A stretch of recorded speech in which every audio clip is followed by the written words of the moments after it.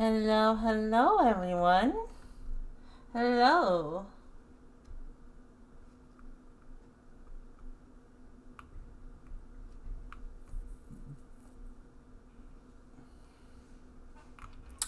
Hey, June, how are you doing?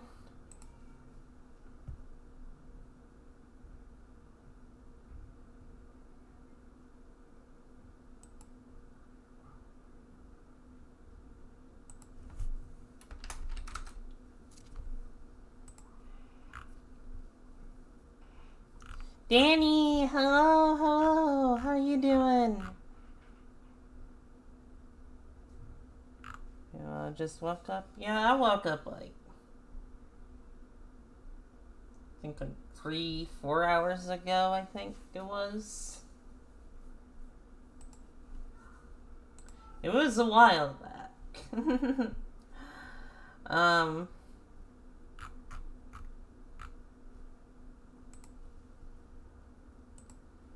Doing good. How are you doing? I'm doing fine. I'm doing fine. Just getting through to going through today. I am excited. Well, excited but kind of nervous. For what we're gonna be talking about today. I got some. I guess like technically would consider. Yeah, I would consider it fan art.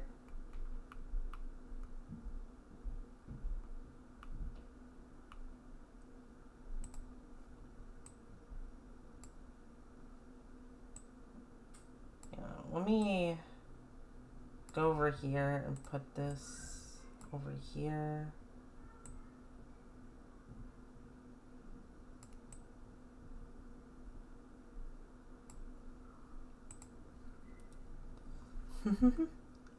I really like this artwork. It's like based off like a meme. Hang on, let me see if I can. Uh, Let me go get that meme real quick so you guys know what I'm talking about. Uh, Here. It's an Ultraman meme. Or I wouldn't say meme because I think this is just like what actually happens in the show slash movies. So it's based around that.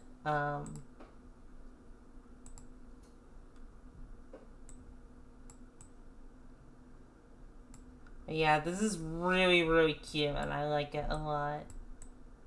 Really like Prince Han's work. Something I'm going to have to ask later though, because like something I've been noticing, like not like with the artist. Well, I mean, I guess it technically involves the artist. For some reason, whenever this artist like puts it under Duni Doodles, it does not show up on the hashtag, and I do not know why it does that. Because, like, I'll be looking through the hashtag and I'm going to be just like, okay, this is just consisting of me and June's artwork, but never Prince Han's. And I'm not sure why that's the case.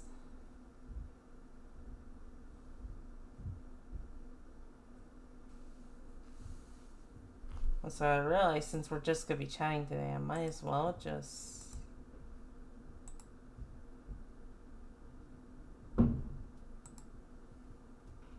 put that there. But yeah, this is a really cute artwork. I love it a lot. Let me make it big again just so you can read this text here. Since it's kind of small.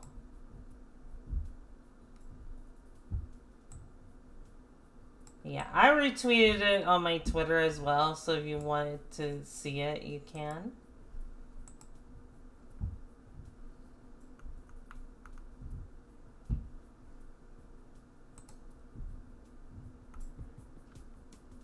I'll put that there.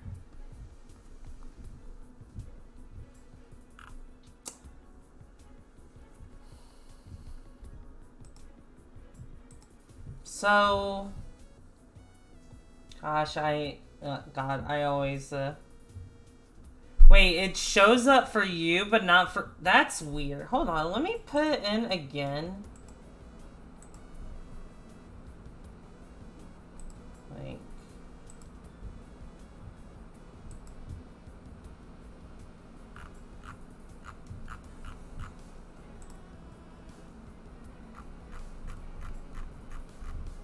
Yeah, it just straight up never shows up for me, and I don't know why. It's a good thing he always tags me when he's making those fan arts, otherwise I would completely miss them.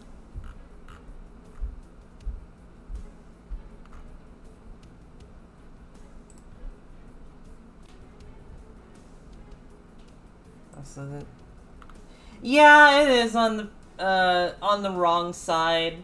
I probably would have corrected him, but I think I was tired at the moment, so like I didn't really realize that until it was just like too late. I think what he probably did it was took it from the Shantae artwork, or the like me and the Half Genie Hero art style, which if you guys seen it, you know that the pink hair is on the wrong side on that as well.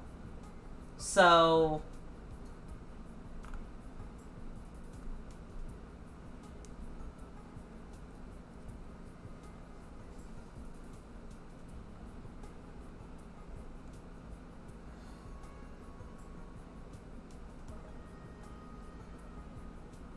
But I still appreciate the fan art nonetheless, so...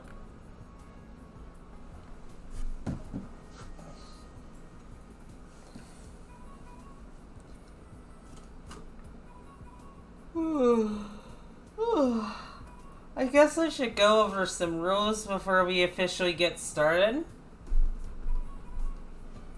Actually, before that, I want to get something for this occasion.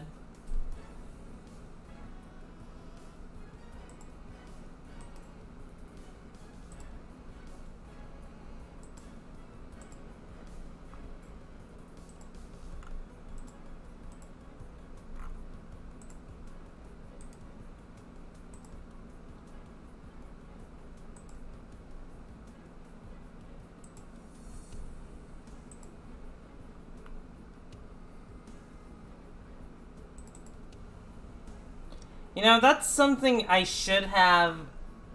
Now that I'm thinking about it, I should have added this to the... I should have added this to the background. Now that I'm thinking about it. So I think, like, next revision... I'm probably gonna add, like, a trans flag in the background. Because I don't know why I haven't done that before. So, don't mind if that sticks out a little bit. But yeah, in terms of rules, LGBT friendly stream, obviously.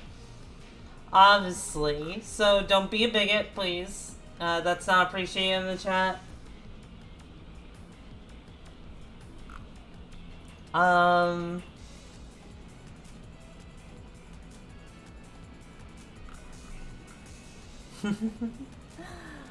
And do not attack other people in chat, please. You know, playful bullying is okay, because you guys bully me. And kink positive stream, do not kink shame people here. We're accepting all kinks. I don't care what the kink is. We're very accepting around here, and if you know you do that, then you know you're gonna get a bonk on the head. So no kink shaming. I also expect us to be nice and chill about our kinks as well, because I want this to be a comfortable stream for everyone. Thank you, and have a thank you all for coming to my stream. I hope you all have a wonderful day and enjoy the stream.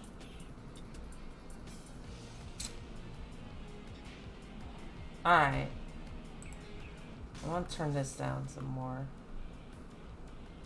That should be good. So, oh. One last thing, just to quickly cover bases for this. Laser hair fund. If you got any spare money, I mean, like, money that's not going into financial needs or, like, personal needs, then, and if you want to donate, then feel free to, you know, donate, you know. Offers always on the table.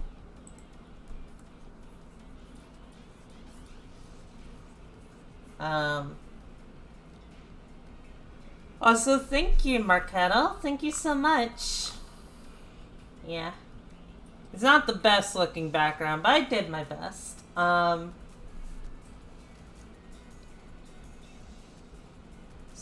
But yeah, where to start? Because, like, what we're doing today is basically, I'm gonna be, since it is Pride Month, and as all of you know, I'm trans. I am trans. Also pansexual. I thought that maybe, like, as a celebration, I would go into detail about, growing up with trans feelings, I would say. Because, like, I didn't realize I was trans until I was, like, 17. I was 17 years old, and for context, I would be 24 years old now if I was still human.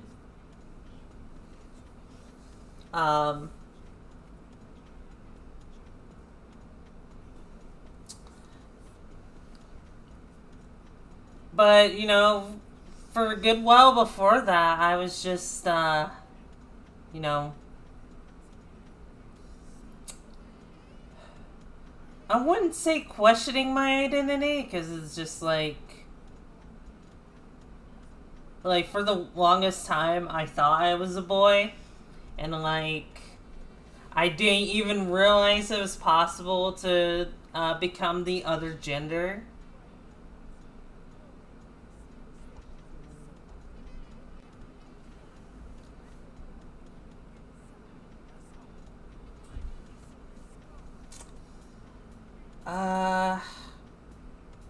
Gosh, where do I start? I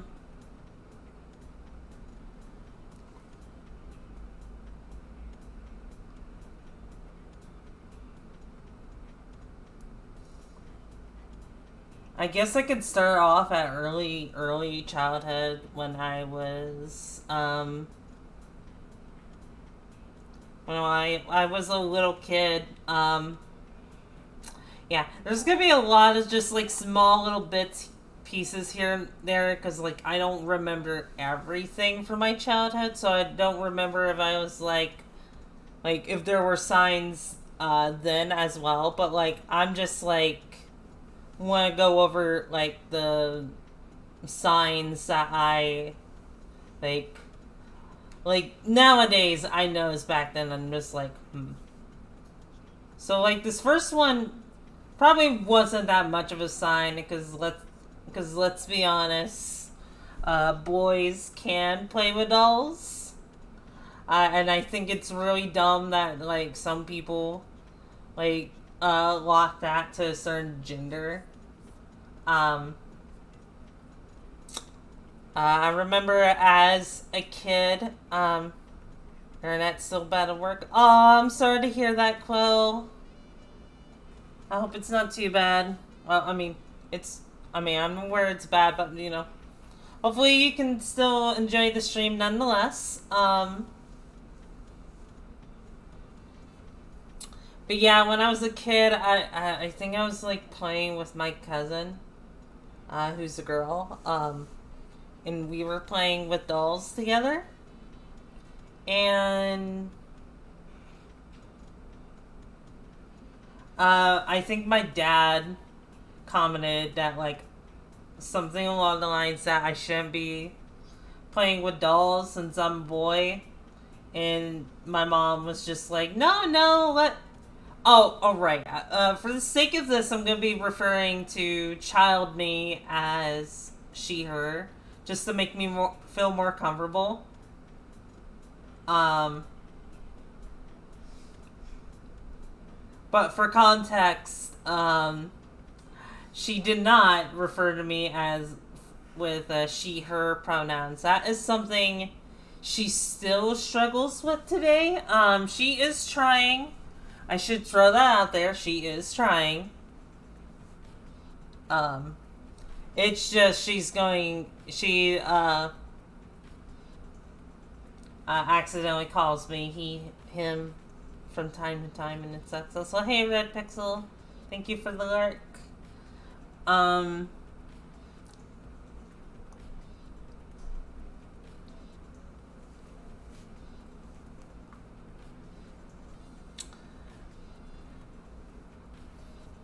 But yeah, my mom was just like, nah, she can play with dolls. It's fine. It's fine.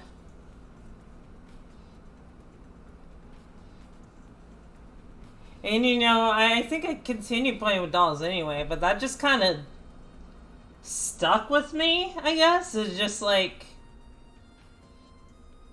wait, I'm not supposed to be doing this because I'm a boy?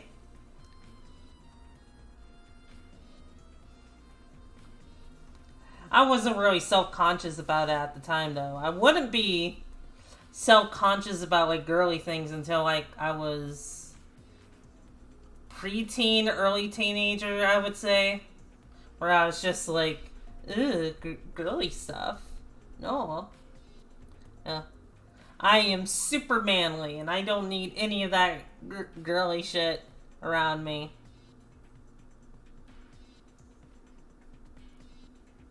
Or at least that's what I'm saying. I'm pretty sure I still, still enjoyed cutesy things around that age. It's just like I was just embarrassed about it at the time. They're probably grown man bodybuilder who plays with the... I mean, yeah, probably.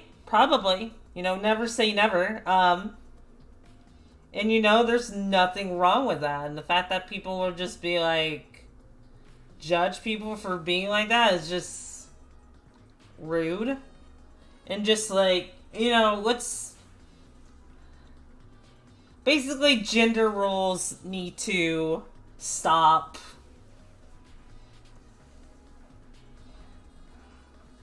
There should be no reason why one gender can't do what another gender does. Because that's just... It's just really stupid,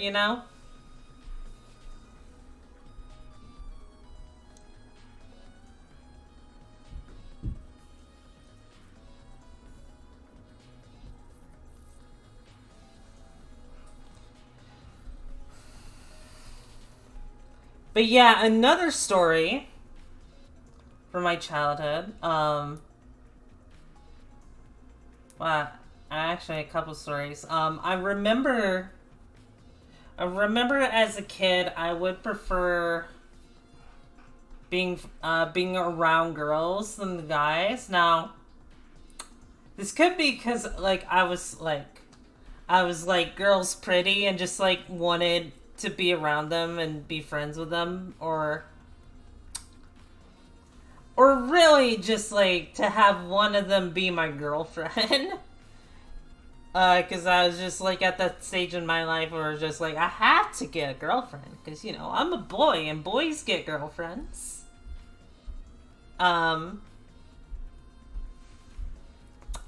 Unfortunately, I was kind of a creep because of that. I mean, I was really young, so I try not to beat myself up too much for that, but it's still one of those things where it's just why were you like this? But despite how some girls, or I wouldn't say it was just girls, I think a lot of people thought I was creepy because they just couldn't handle me at that age. It didn't help that I was getting bullied for being really hyperactive and just my behavior issues back then. Um, which I went into some of that in the last Song Adventure 2 stream I did, because when we were doing the Chow races, I was talking a fair bit about my childhood. Um,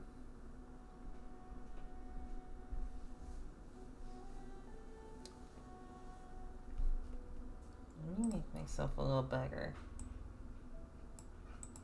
And by the way, if there's any questions that you guys have about me, feel free to ask them, because like I would love to to hear your questions about like what I was like, or just like, how did I go through certain struggles, which I'll probably get to those later. Once I get to the part where I realized I was a trans girl. But yeah, a lot of people thought I was creepy because of the way I was acting as a kid. But I did have some friends. Well, friends, because I don't know if they genuinely wanted to be my friend, or they were my friend because they pitied me. Because I know this is kind of in relation with my disability. But there would be some kids who, and this was like after elementary school, or I think, but there was some kids that I would notice kind of talk down to me, like as if I was special, and special not in a good way, I would say, because like some kids would like approach me and just be like, "Hey, buddy, how are you doing? Oh, that's good." And like, I don't know, maybe they weren't actually trying to just like treat me like I'm an idiot. Maybe that's just what I read their intentions as. But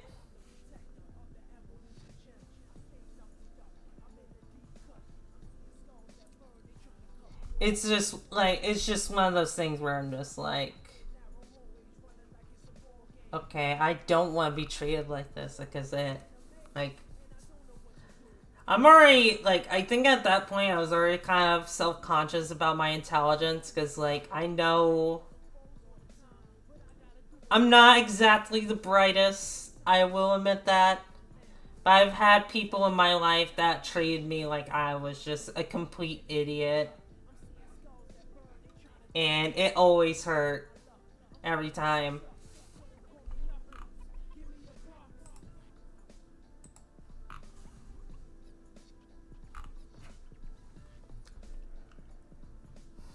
Um, so that was like, well, I would say that's my trans experiences in my school life. Um, I'm pretty sure I still, have some stories to tell when, at least in high school, because like I know in middle school there really isn't that much to talk about. I don't know if it's because I was only there for half a year, because I got bullied so badly in middle school that like I was cried my eyes out one morning, and my mom just was like, "Yeah, no, I am just gonna homeschool you now, because you know, uh, you know, the teachers and whatnot are not really helping you through your middle school experience like I thought they would, because like they were supposed to like um help me out, um because for those that don't know, I have ASD, autism spectrum disorder, and back then I'm just like, um I would say I was still high functioning, but it was just like one of those things where I still at that point everything felt overwhelming because I remember when I first uh entered middle school, I was just like, okay, what do I do? Where am I supposed to go? I'm scared. Like I'm actually really really scared. Now people talk down to you because you're so small.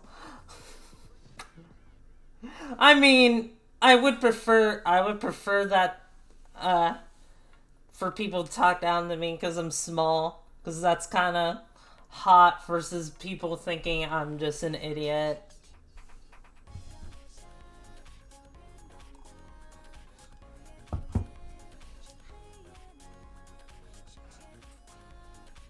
Yeah, exactly.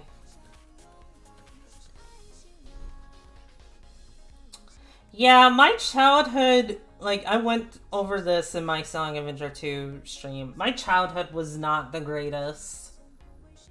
There are definitely moments, like, in my childhood which were good. You know, I don't want to be like, oh, I was always miserable as a child, because no, I wasn't always miserable as a child. It's just when it came to my school life and even just, like, some, like, family stuff, that's when I got issues.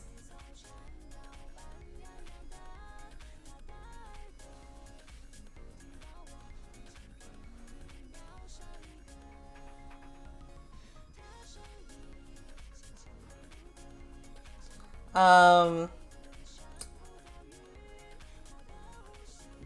but yeah, just like the teachers. What do you do?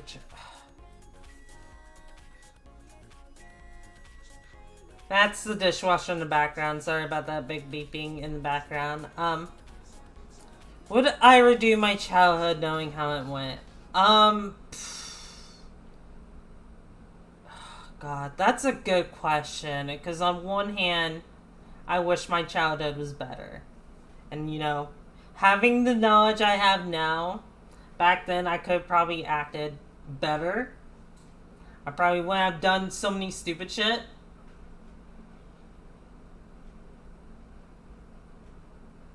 I feel like I would have still gotten bullied though. Um, but um,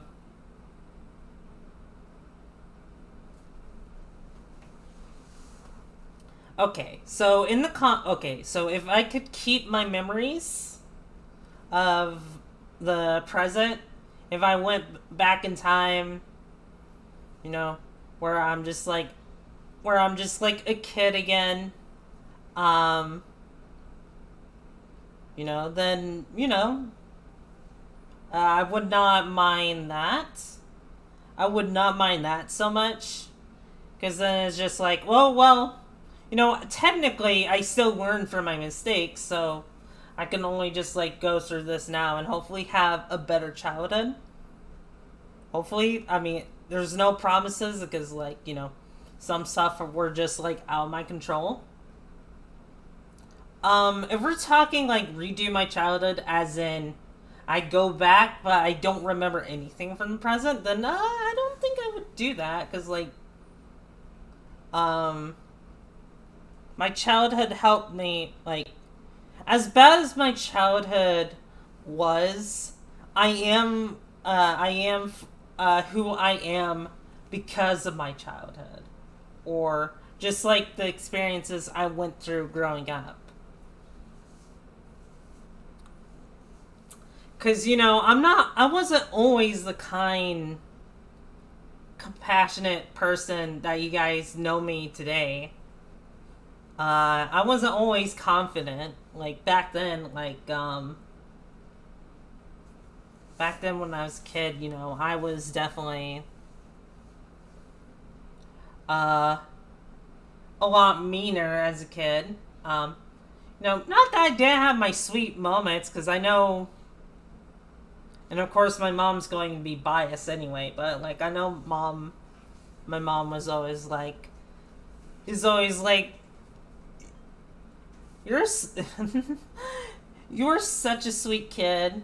Um, or something along those lines. Like, even during the times where I was being a shit, she never, like, had those outweigh the negative, the positives I did as a child. I know my kid, my, I don't have a kid. What am I talking about? Uh, I know she has, like, different opinions about my brother, because, like, he was a lot to handle as a kid.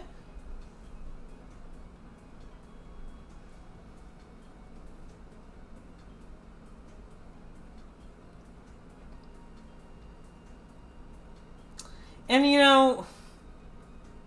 I feel bad because I shouldn't, like, encourage her to have me as her favorite child.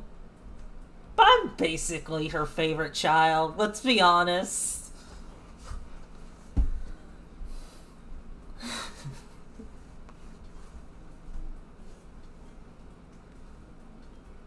Like, even my brother doesn't even care that much, so it doesn't, like, make me feel too guilty about it.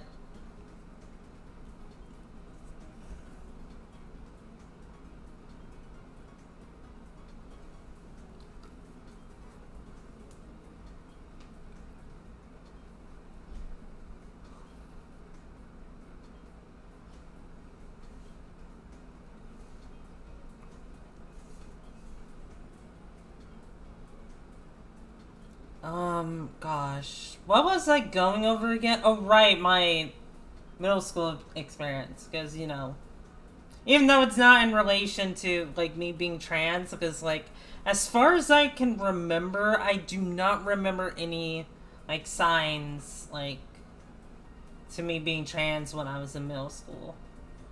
Because I was busy being bullied. um, but yeah, the teachers and, like, staff and stuff just, like, even though they said, like, how, hey, we would help her go through all this, get her used to all of this, help her make her feel comfortable. Yeah, they didn't do that at all. They didn't. They treated me like a normal student, which wouldn't be so bad, but back then I just, like, didn't know what I was doing. And it sucked.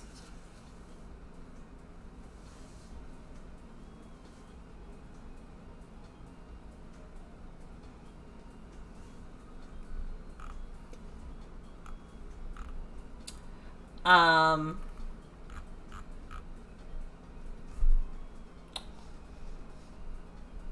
so there was a good portion of my life where, or I wouldn't say a good portion where, cause, like, my sister,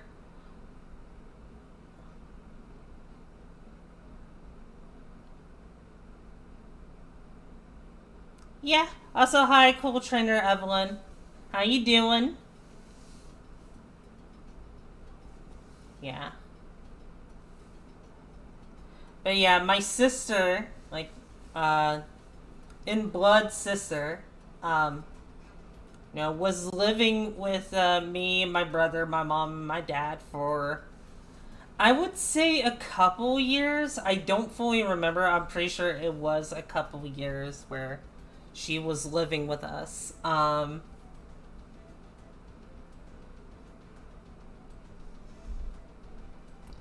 I don't want to go into too much into detail with that because, like, I know me and her didn't always get along, and it's one of those things that I kind of regret nowadays, considering how I am. Which, granted, we kind of treat each other terribly.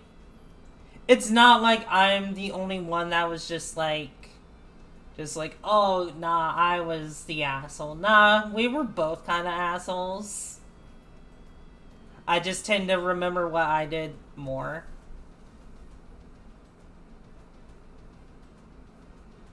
But I don't want to go too much into that since it's just, like, a lot of just, like, ugh, things. There was one time, um, I think my cousin was staying for the summer, but I don't fully remember. And my cousin, my sister got along. Like, usually plot things together. And one thing they decided to do was, and this wasn't against my will.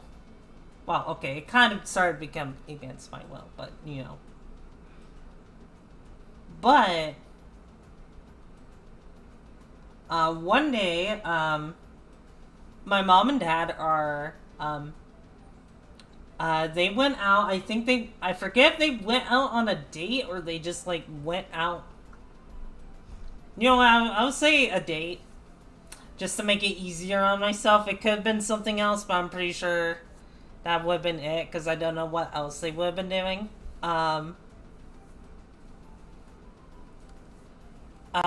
You know, my sister was babysitting all of us, or I guess my sister and my cousin, because they were kind of the responsible ones in the household, or I would say the most responsible. Um,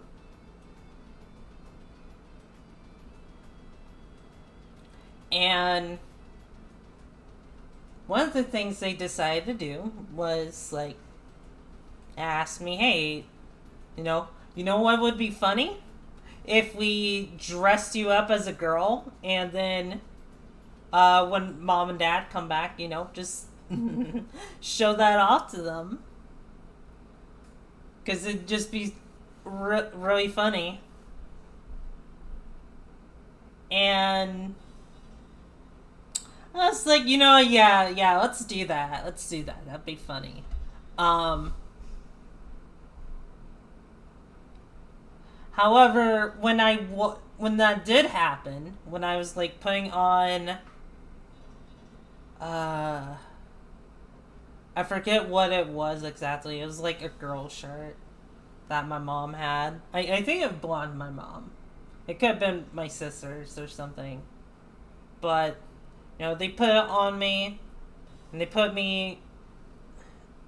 I don't think they put me in a dress.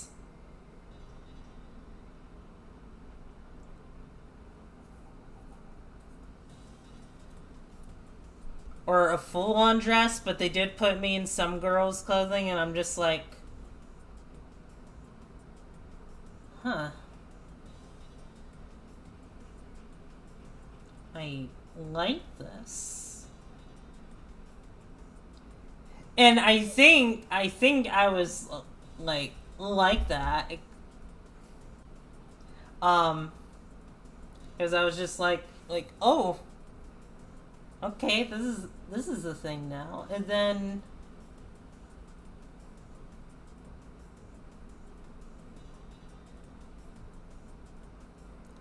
I think I was, and then I think after I was being put into high heels, I was just like, "Okay, now I'm suddenly feeling self-conscious. I want this off of me." Because, one of the things that sucked growing up is that I was very self-conscious around my dad, I would say. Because it's just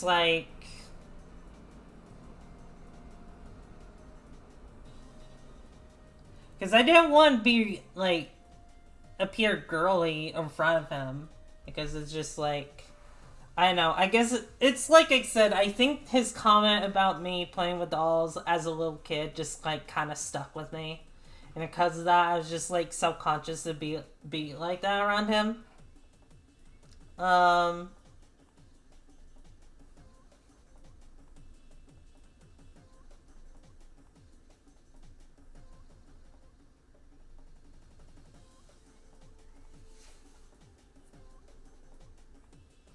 So I'm just like, yeah, yeah, no, no, no. I don't want to do this anymore. And at first they were just trying to keep me in the dress, but I think they just gave up and just let me change out of it. Um,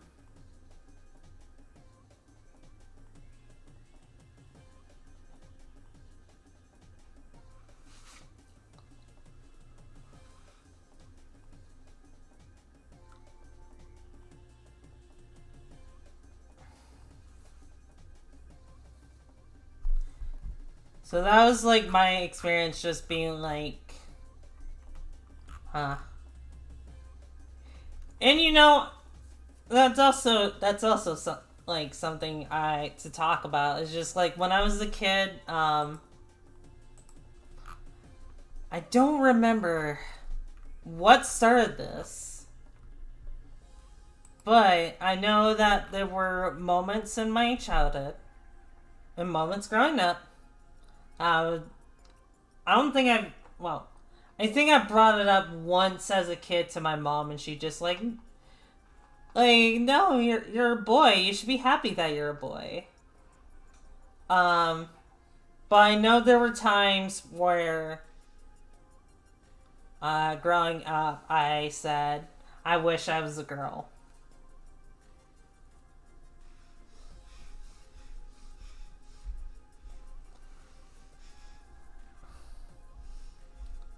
Yeah, to this day, I still haven't tried that many girls' clothes.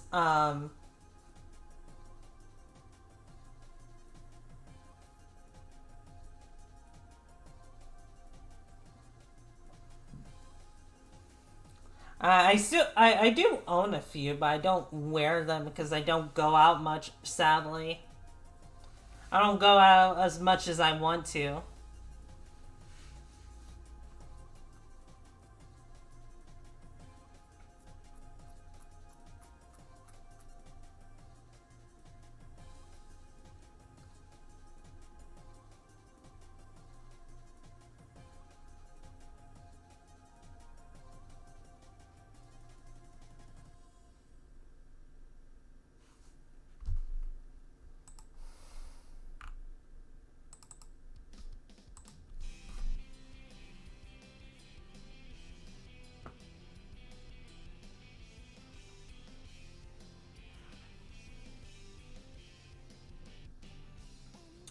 Um,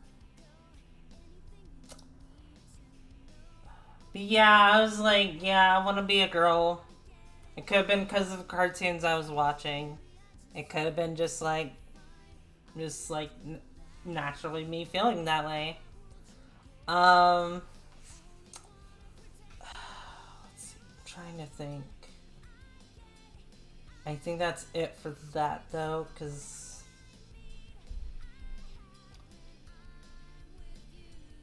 when I was around, I would say probably 15 or 16, I started to, like, accept that, like, I could like girly things. Um, because it was around that time I got into my MLP phase. Um, I like, it's funny because, God, I hate that I fell into this trap because, like I said, I wasn't the best person back then. But, um, when I heard that, like, like, the Generation 4 MLP was, getting, like, getting this massive following, and I heard that, like, guys were enjoying it, I was just like, that's dumb. Why would they? That's ridiculous. That's ridiculous. Why would? I mean, come on, come on. Is what I was like, and like, unfortunately, just like there were like a couple guys, not in my class because I wasn't in high school yet, but like, there was like this teen program I used to go to at the library because I didn't have many friends, and I was like, I was getting lonely, being isolated in my house all the time. So,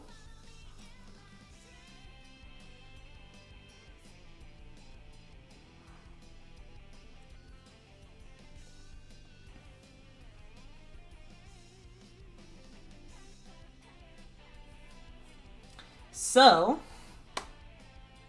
Wait, what was I talking about? Right. When I heard them, some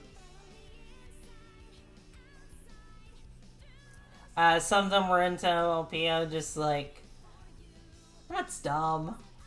That's dumb. Why would you be into that?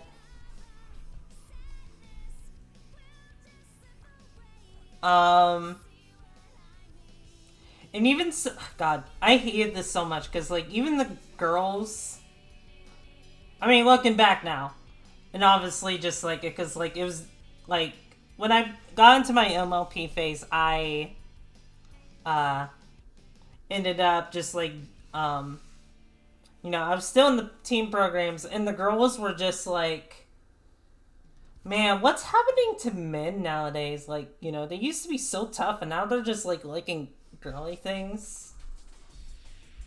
I'm just like, no, guys need to be tough, and even tough guys can, you know, watch what they want. They should, like, people should not be limited to gender.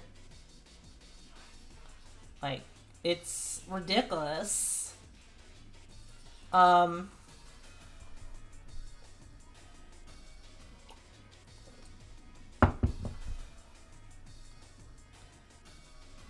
but yeah, I was watching LLP and I was just like, that might have. I want to say MLP encouraged my more feminine side. Because, like, no, it's a cartoon. I don't think it. Then again, there are kind of a lot of trans girls in the MLP community, isn't there?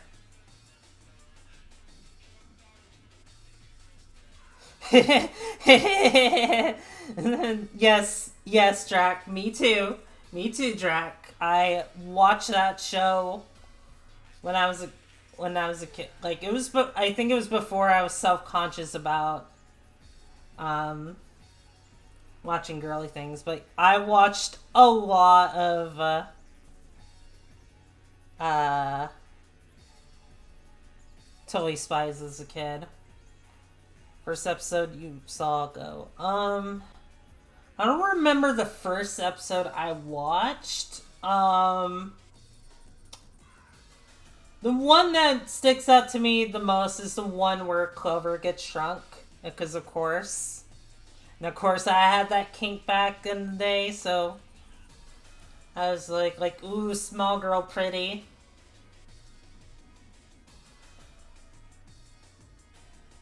Um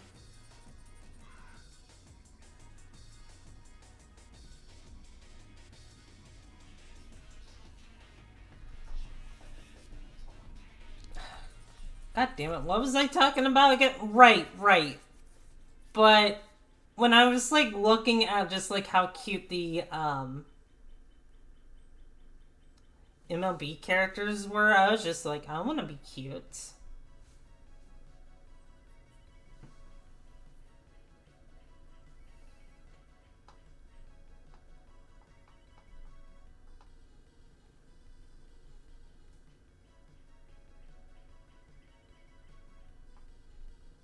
Watched it. It was the growth rate episode. Oh, funny.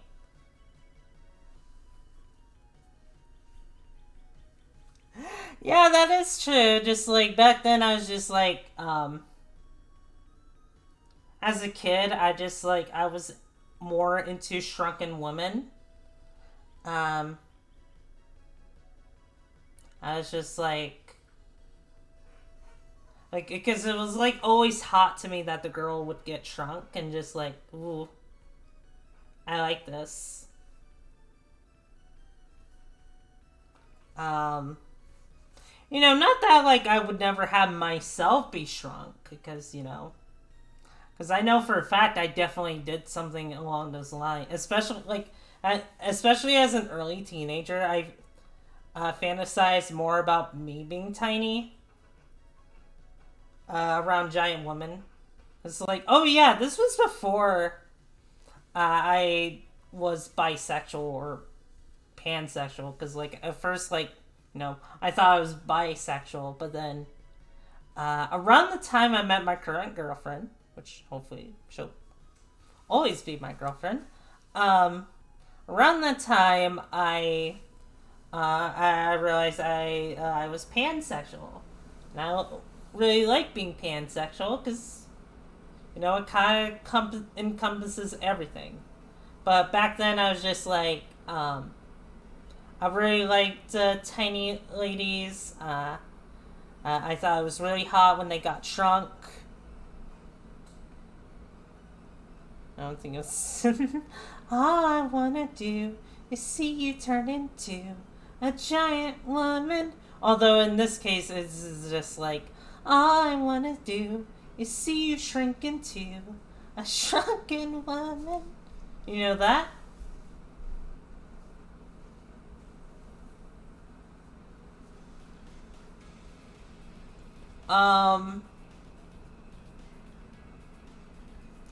But anyway, seeing just like how cute these characters were, just like MLP made me just like want to be more feminine. Um, I did have short hair. God, that was a bitch growing up. I guess that was another sign. I never liked getting my hair cut. I never liked it.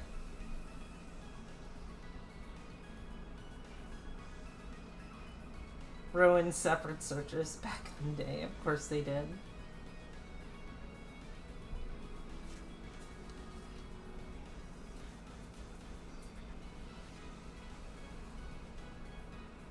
But I never liked getting my hair cut as a kid. Like I would always want it to be long, but my parents were like, no, you're a boy.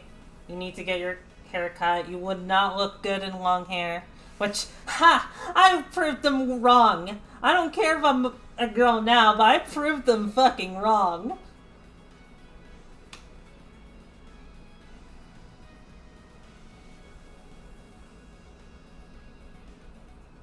So I ended up paying it for that. I see. That's understandable.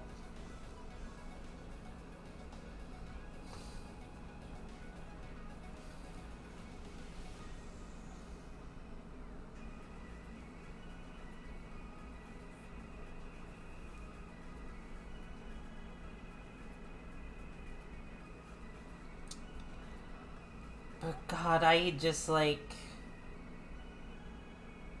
I was never a fan of Steven Universe. I mean, that's fair. That's fair. The show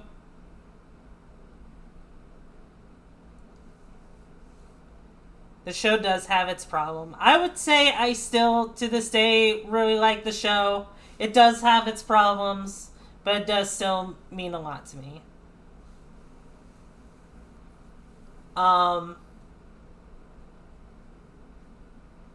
Yeah, as a kid, just like I did not like getting my hair cut, and whenever I got my hair cut, because my dad was in the military, um, he's not nowadays because he's retired, but because of that, he was just like he always kind of gave us military haircuts or like shaves, just completely shaving all of our hair off, basically. Well, okay, maybe not to that extreme. I think he would keep some hair on the top.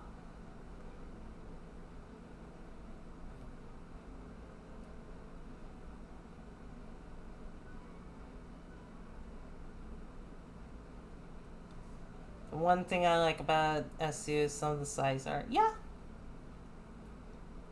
Steven Universe size art is pretty fun.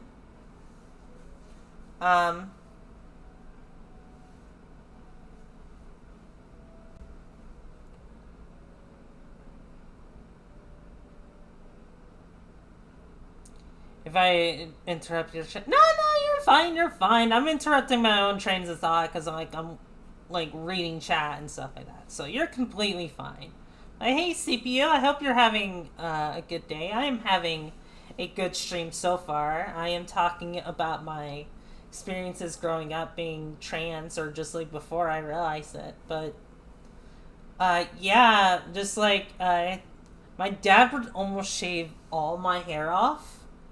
And this was dumb. Whenever I went to, like, school, the kids would call me Mr. T, and I absolutely hated it. I think I might have talked about this during the Sonic Adventure 2 stream, but I absolutely hated when they called me Mr. T, and I hated just like having that haircut and people saying, "Oh, that's a nice haircut." I'm just like, "No, I do not like having this haircut." And I was always like this because it never made me feel comfortable.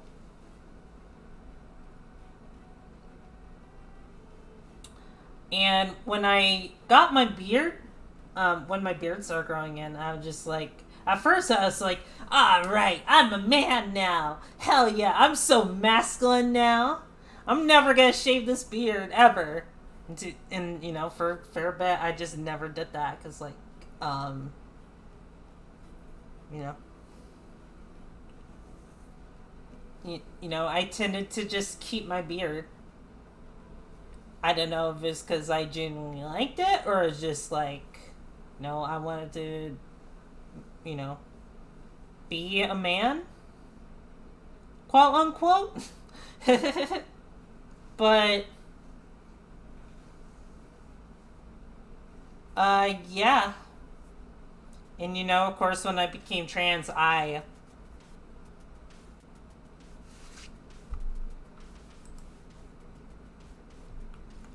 just like started just like trimming my beard all the time. Just making sure just like I never like really grew it, you know? Duni, that would have made me cry getting a buzz. Yeah, buzz cuts were not fun. I don't think I ever cried.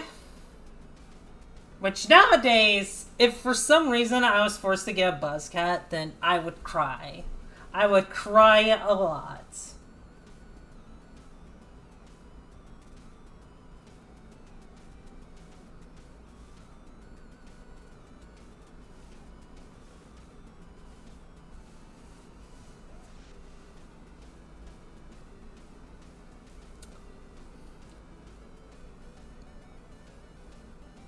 But yeah, that was just me with my hair. Me with haircuts. I'll probably go into more into about my hair when I just like go into just like um when I realized I was trans.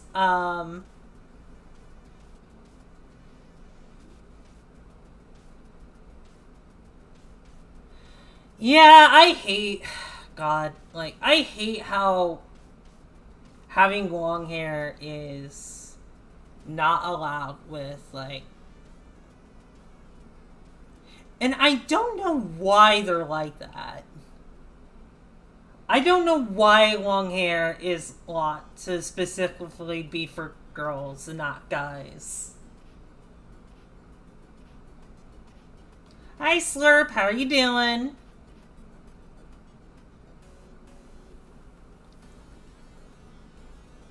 But yeah, my parents, until I became trans, for the longest time, they would just force me to get haircuts, and it was never fun. 10-foot long beard telling us about her old days. Well, hopefully by then, I won't have a beard, because, I'm getting laser hair removal. So my facial hair is slowly going away. Bit by bit. It's not perfect, obviously. My face is more patchy now, but...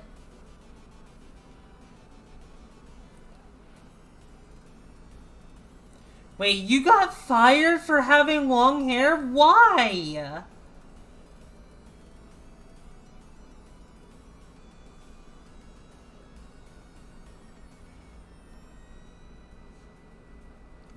Facial hair is something I don't have. Lucky? Lucky?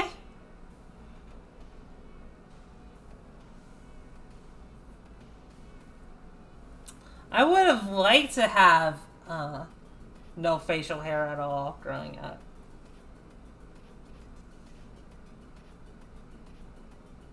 Owner kept hitting my hair was long and I should get a haircut. Again, it was a small cafe owner. Well, it's their loss, you know. You have every right to express yourself, and if people don't like that, that's their problem.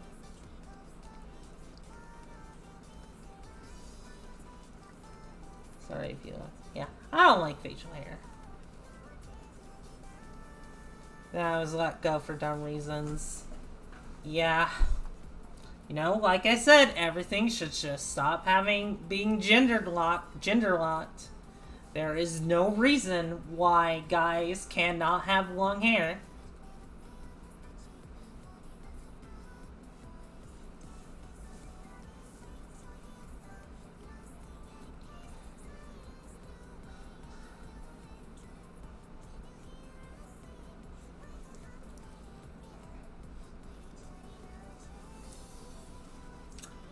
I mean, sir, it'd be nice if I could trade with you. Like, I don't know. I don't know what you call it. I guess trade jeans? Question mark. Oh, never knows it. Aw. Head pats for Slurb.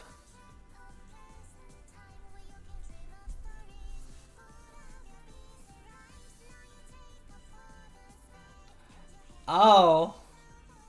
Yeah. I think at that point, yeah, they were looking for any excuse to just, like, get you fired because they just didn't like you having long hair, which is really dumb.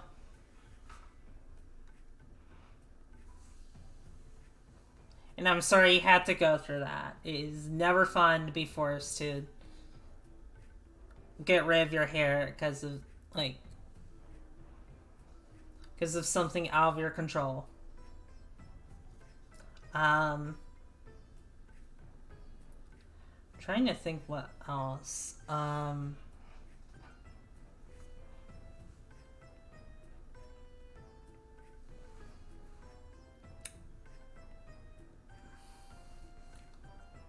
So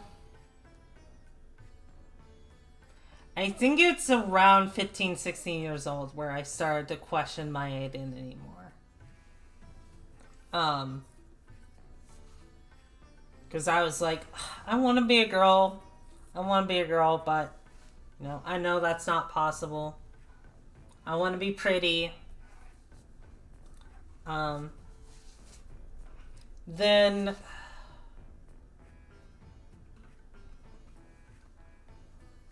in... God, I think it was like... Yeah, it was 2016. There was a show that I liked, called Tome. It was like a web series on YouTube.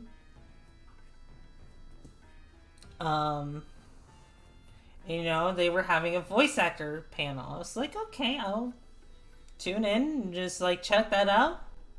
That should be lots of fun. So I did. One of the voice actors who voices, I think the character's name was Game Craze.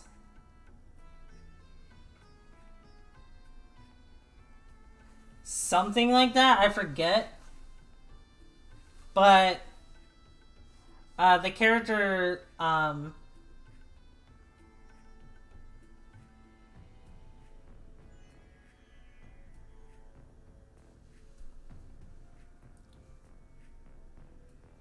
God, I'm blanking out. But anyway, the voice actress for this character, or at least she was a voice actress at the time, because nowadays she goes by, you know, they, them. She's non-binary. Or, I'm sorry. They're non-binary. This person is Casey Mongelo.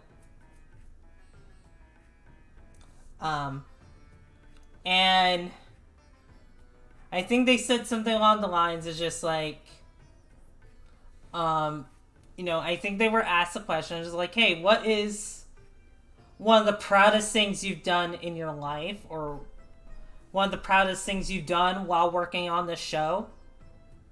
And they said that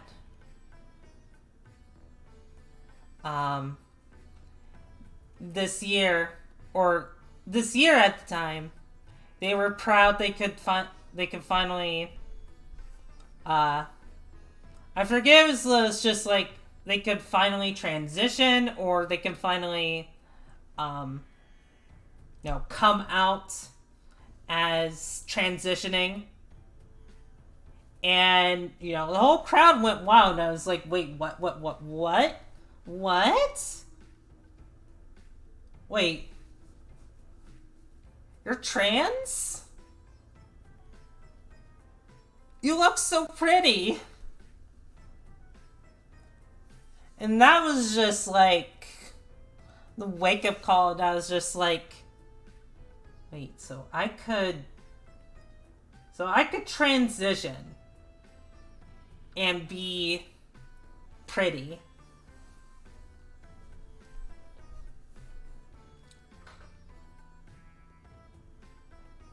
I could be a cute girl like I wanted to be at around that time. So yeah, after that I was just like, man, I want to be a girl, but it's no, I can't be. I'm a dude. I can't be a girl. I'm a dude. Like sure, she or I'm sorry, I keep saying she when nowadays they're they, but they looks. I mean, sure, they look so pretty, but that's not gonna apply to me. This story reminds me of... Oh, June! June!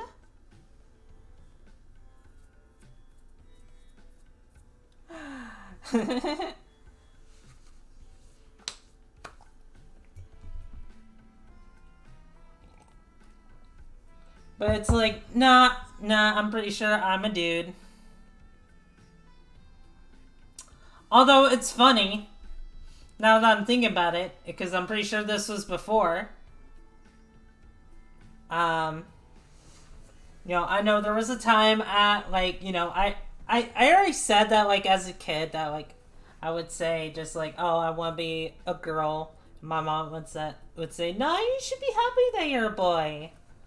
I mentioned, like, I forget if this was before that actor came out or after the fact.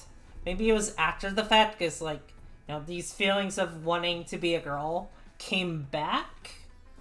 I think, like, while we were at a Pizza Hut diner, we were just hanging out. I said, hang on, I'm gonna get up. I'm getting hot in here. At least my lower half is getting hot in here. Oh. No. But you feeling the rest of what's going on?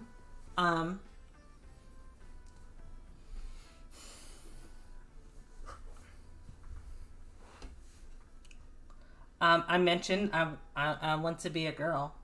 And my mom is like, trust me, you don't want to be a girl. You do not want to be a girl. You're better off as a guy. I'm just like, maybe you're right.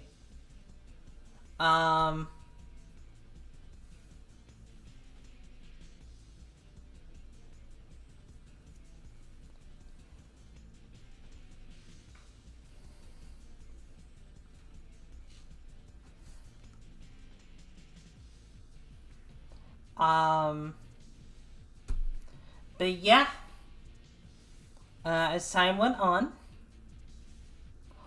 right, okay, there's another story to talk about. I think it was during the same year or a year before that.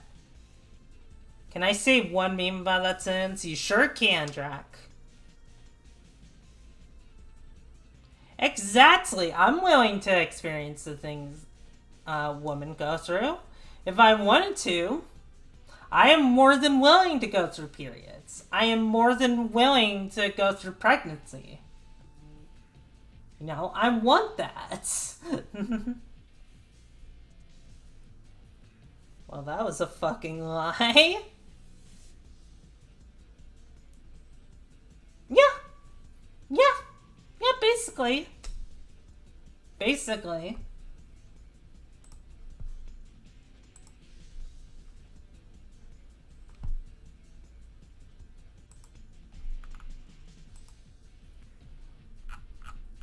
But I remember friends at the time, who I'm not really friends with. Well, there's one person I would say I'm friend to, but like we don't really talk much anymore. And the other person I unfortunately had to cut off from my life because due to them being kind of a toxic person.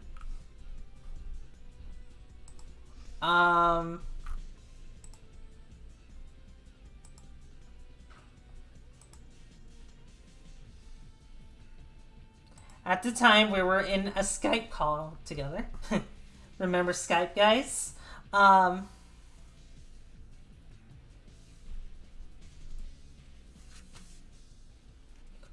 yeah, another thing. Like, you know, what if I want to have boobs? Which, you know, I did want to have boobs. And I'm happy with the boobs I have now. Because it's so nice to have boobs. Oh my gosh. Boobs are amazing. Absolutely great. But yeah, Skype. We were calling on Skype and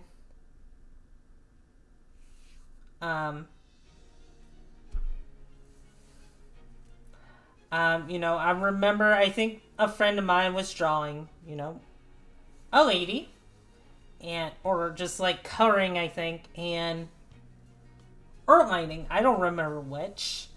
He got to the belly button, and I don't know what inclined me to do this, but I said in a really high pitched voice, belly button. Maybe not to that extent. Well, honestly, probably was to that extent. Because it's just like... my friend at the time would just like... He heard that and started laughing. And, because there was a girl in the Skype chat, you know, my other friend being a girl, he said... Huh, I did not realize you could go that high, you know, insert girl name here. And she was like, and keep in mind, her voice is kind of on the deeper side. She doesn't have a really high-pitched voice or anything like that. And she was like, wait, huh? I didn't do that. I was just like, yeah, that was me. He was like, that was you? And he started just like laughing. I'm just like, ha ha ha ha ha. Because I also thought, like, to be fair, like, you know, he didn't mean anything against me. And even when I came out as trans, you know, he was still pretty accepting, so... Still was a toxic person, but you know. At least he had that going for him. But yeah, I just like realized I was, you know, just like at that point, you know, the fact that like just like I got him to think that our other friend did that. Just kind of it felt very accomplishing. Let me put that way. And it's so funny to think about because it's just like my voice didn't even pass at that point. Like, I just sounded like this. Okay, maybe not to this extent, but like it was pretty deep back then.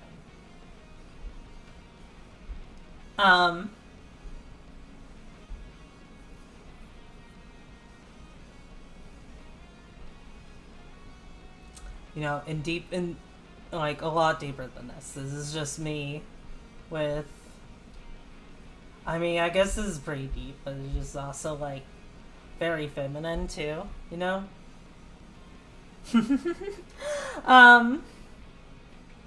But yeah, even before I started to do voice training, I guess I could reach that type of pitch.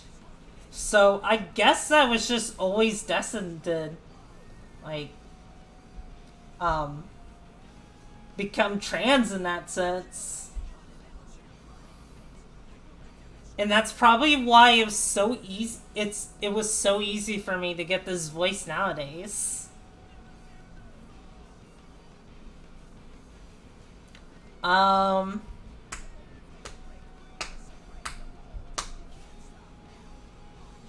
But yeah, there was that. Then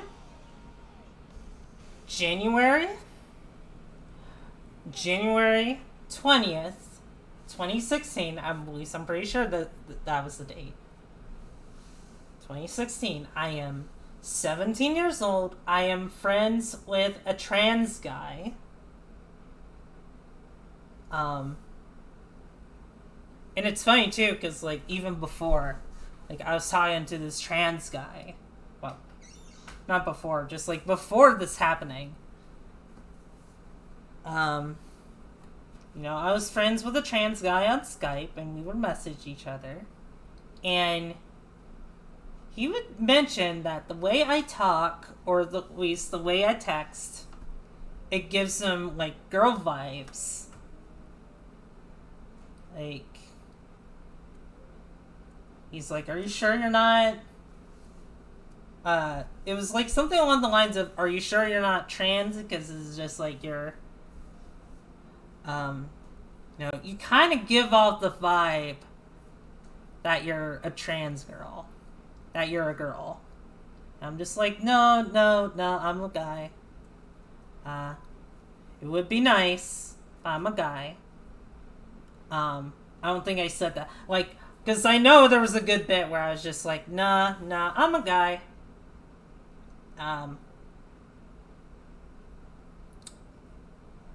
Thankfully, I was really nice to this trans guy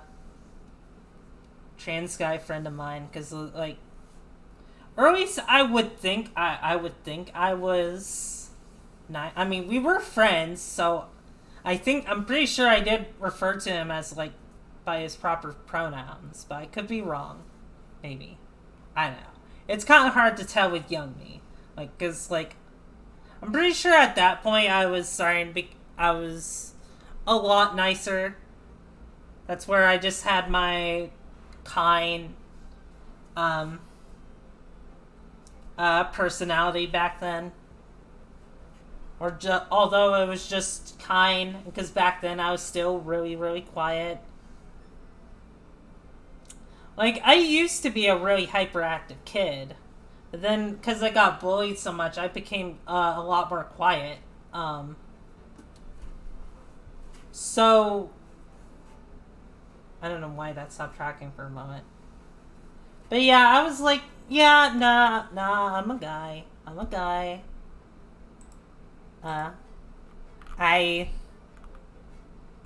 I do feel honored that you see my text as me being really feminine, because I do want to be cute. But yeah, even before that, and like, right, there was another thing too. That friend I mentioned, like my friend that was a girl. I had her draw. I forget. I think I'm pretty sure this was a. I am pretty sure this was a request, but I had her draw me um, as a guy and a girl. Um,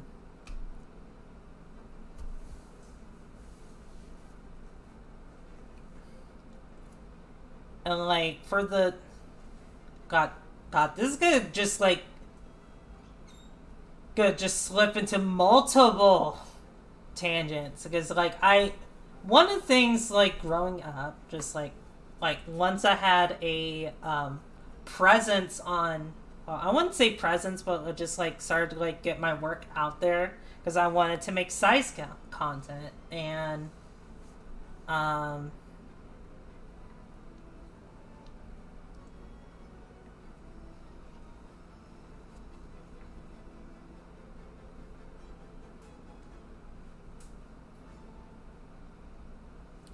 but like I wanted to have size content so I wanted a persona character and which I technically had available on the site, but like I was never happy with that because it would be the typical guy with short, spiky hair. Even though I wouldn't say my hair was all that spiky, but like I just drew it like that.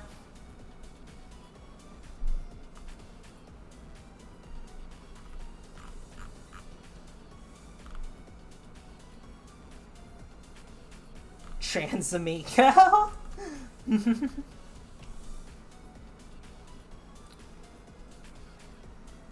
um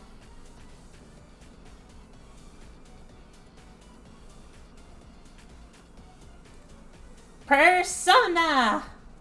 It's okay. It's okay. I understand. But yeah, I had like a guy with a short hair.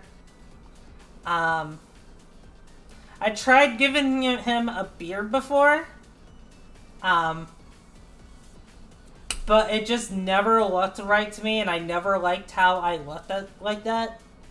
Sorry I'm late. Hope the talk is going. Yeah, it's going well. I'm just like talking about like we're getting around to the point where I was just like oh fuck, I'm trans. But yeah, I tried to make Sona to my liking for a long time. It never really worked. I mean, I think I gotta go. It was fun listening. All right, see you, Slurb. Like I think I would say I was happy with my Sona at the time, but something about him made me feel at unease. Like I was never happy with the design, and I guess that might be because like that's around the time like I like drawing girls more than guys. And I like designing girls because like I could draw them with long hair and stuff like that, and that felt good. So I never really considered giving myself long hair. That might be because like I was trying to make my persona accurate to what I looked like IRL, at least to an extent.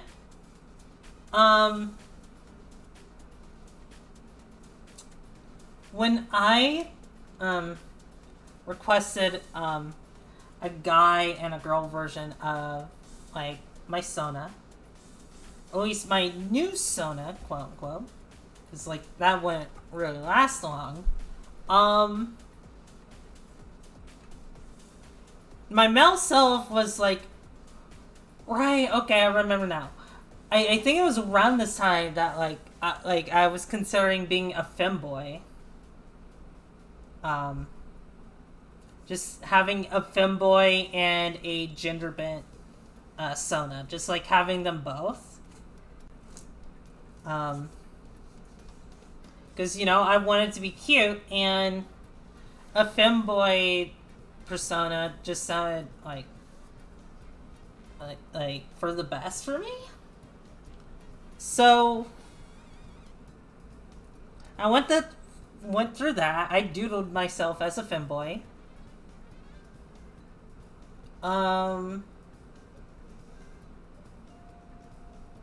then to go back to what I was saying earlier, January 20th, 2016. I was talking with my friend. He was talking about like how he took a trans test recently and got masculine out of it. Which, I'm gonna throw this out there. And obviously, my trans guy, he's a guy.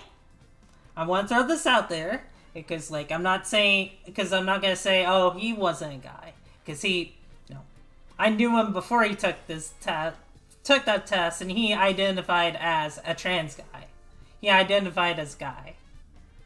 So he took this test, and it gave him a result of being masculine,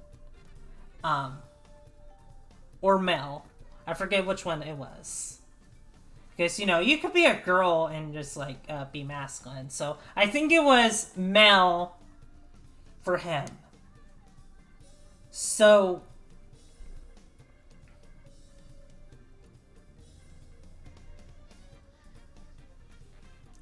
my femsona scares me mainly because I fear how straightforward it makes me. That's fair. So he took this test. He said, you should take this test. Or, I forget if he was like, you should take this test, or, God. I wish I still had my old Skype account. Because if I did, I could probably just, like, look through, like, my messages, see just, like, how I was back in the day. Because it has been so long, but it's just, like, either, like, I asked, like, hey, could I have that link too? Or he was like, you should take this test too. Like, because, I have because, you're really feminine, you seem like a girl to me, you should take this test. And I'm just like, alright, I'll take this test. And, I had these feelings for a while now. This is something to keep in mind, because I don't think this test should be used to, like, determine your identity. Because, like, that's, that's dumb. But, when I took this test, and I got female, suddenly all my feelings beforehand about wanting to be a girl and all of that just kind of came crashing into me all at once. Just the pure realization. I was like, oh fuck. Oh fuck, I'm a girl now. Oh no.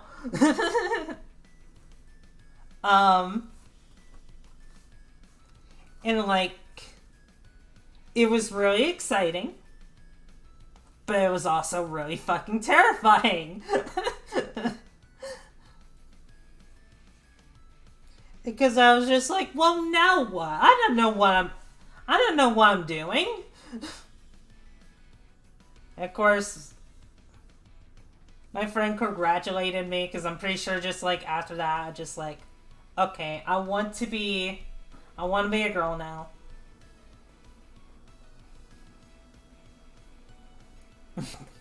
Oh no.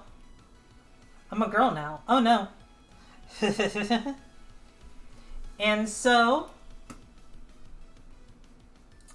I was excited, but also terrified, because I was just like, okay, how are my friends going to react to this? Because at this point, I had online friends. I had a circle of friends that I would hang around. So I was like, okay, how am I going to break this news to him? And how am I going to break this news to my family? Now I want to see female knuckles. Oh, that exists. That gender bent knuckles definitely exists. I've seen it.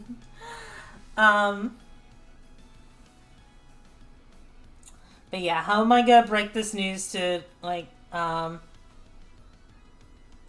family, or how am I gonna like express this to my friends? How am I gonna express this to the internet? Because I want it to come out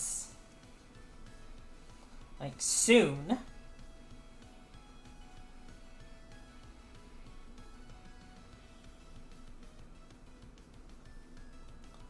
So, I think within the same day, maybe not, I don't know, I don't fully remember. I just remember the day that I realized I was trans. I don't know how soon I came out about it. My friends, or at least most of my friends, were very accepting.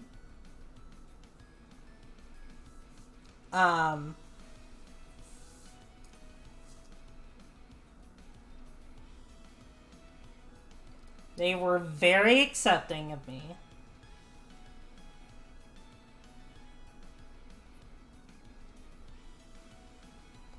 Yeah. In this, okay, so I'm getting the part where I'm telling my mom, and this is going to be painful. I'm just gonna like throw that out there right now, because it is a little bit painful for me. Because of what happened. So,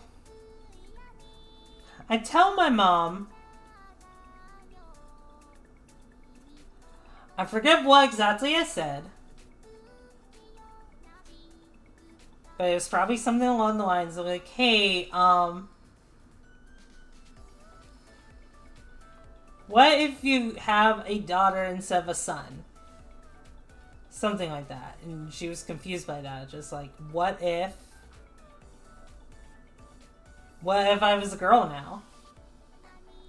Or it was either that, or I just came up to her and I was just like, I'm a girl now. And just walked away. And then she was like, wait, what? I was just like, oh yeah, I'm a trans girl now. And she's like, can we talk about this later? At like a McDonald's? I'm glad you told me about this, but just like, I'm not sure what to do about it. I was like, okay, we can talk about this later at McDonald's. That's completely fine. And, you know, I would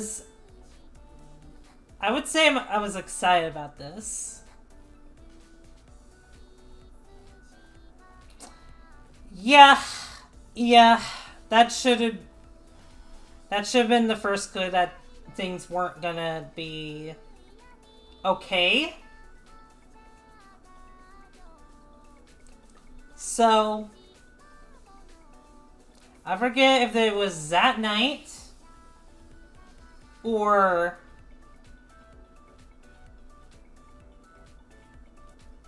if it was like a couple days later.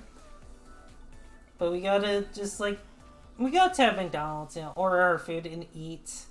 And she starts crying.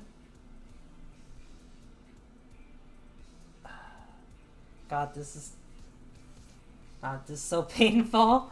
I might have even talked about this on stream before, but, you know. She starts crying, saying that, like, she wanted a boy, not a girl.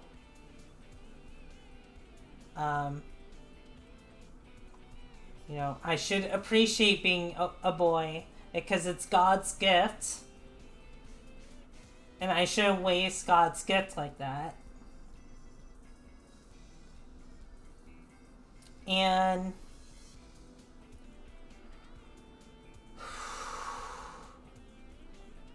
she brings up pictures of me as a baby with me in her arms, and she says, like, this is like you as my baby boy. My baby boy. At this point, I think I was choking a bit on the inside, but I wasn't exactly letting that know. My heart was skipping a few beats, though, because I was just like, oh, fuck. This isn't going the way I thought it was going to go. And now I'm feeling bad, because I'm hurting my mom, which was kind of fucked up considering that, like, she was hurting me, but it's not. And I should make this clear, of course. She is a lot more supportive to me nowadays. I should make this clear.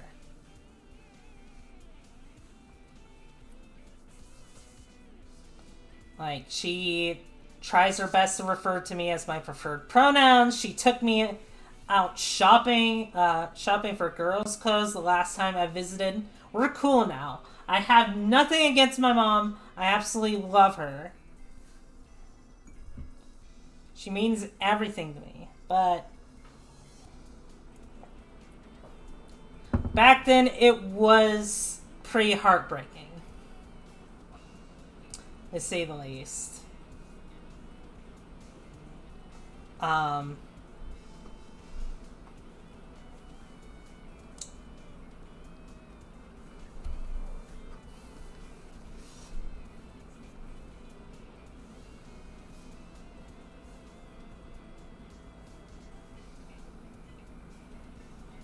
Thank you for the trans heart, JT.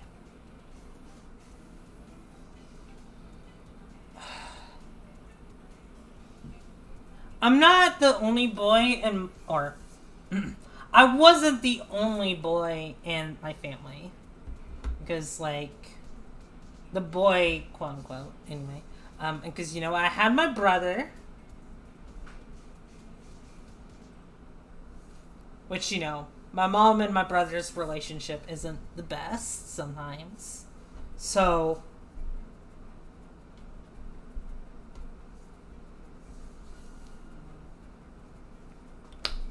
yeah, our relationship is healthier now.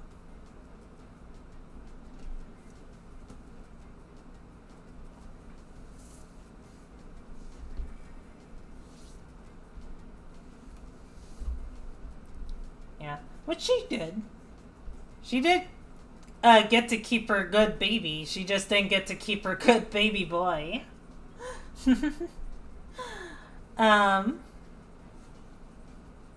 But yeah, after that, I was kind of left heartbroken. And I was even considering not transitioning or just, like, going through with being a trans girl just to make my mom happier. Which you should never do.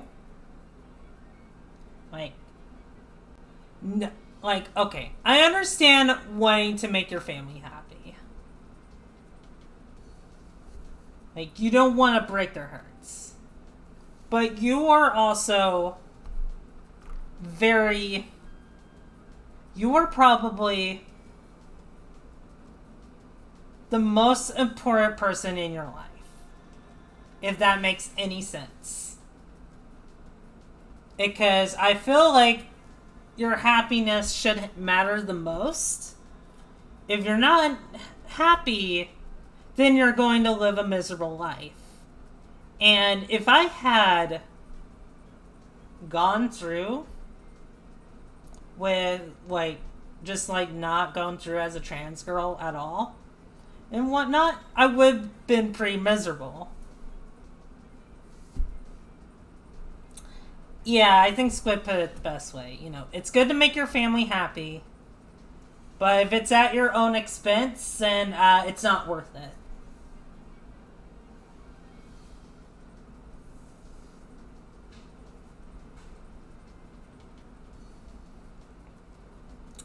And, I guess to be fair, to be somewhat fair to my mom,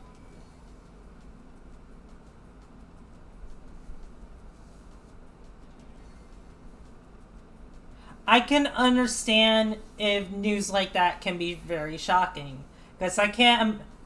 Because, like, it must be hard to, like, know someone for, like, 17 years at that point. And then find out that they're gonna change.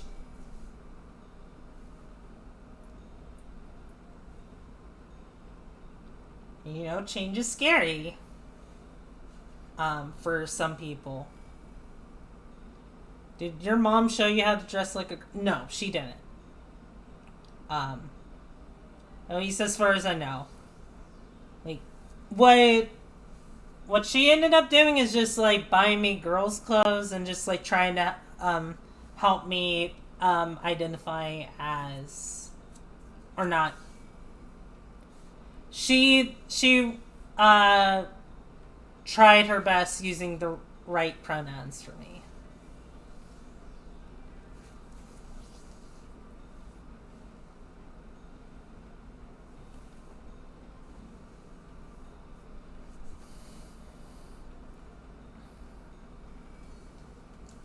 And you know, it's not like she treated me terribly after that. Because I don't think she could ever bring herself to do that willingly. I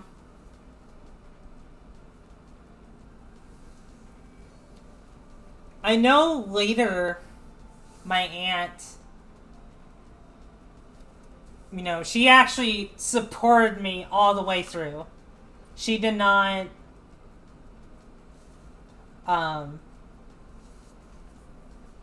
she did not mind me becoming a girl. And she actively supported it.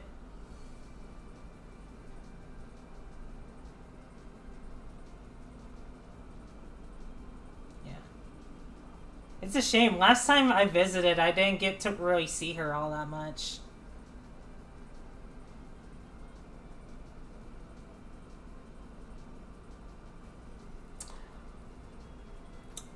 God. It's fun. I don't want to go into too much into it, but just, like, I did get caught up in, like, some family drama when I was visiting. Not with me. I mean, I guess I kind of got involved. Because my other aunt is a jerk. And she brought up me just to hurt my mom.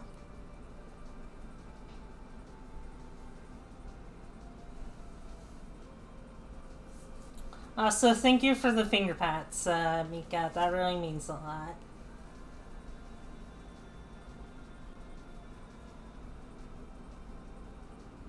What the hell? Okay. So, I guess now I have to bring up the context. Or at least try to be as vague as possible, because, you know, I don't want too much info. But basically, my aunt... my other aunt, wants this house because, you know, she won't want to have to pay the rent. And she feels like she's owed this house because, you know, she feels like she deserves this house, but she just, like, wants... God. I can't explain it because it's just like...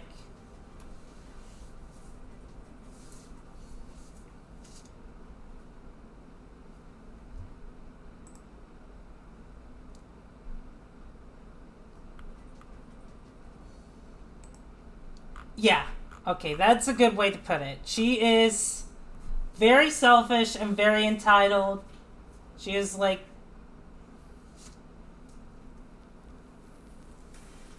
She was like, I was Dad's favorite child. This should go to me. Blah blah blah, stuff like that.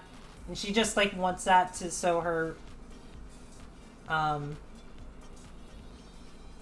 So they wouldn't have to pay rent and pay.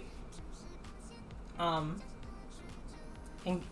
just, like, focus their money more on drugs and stuff like that.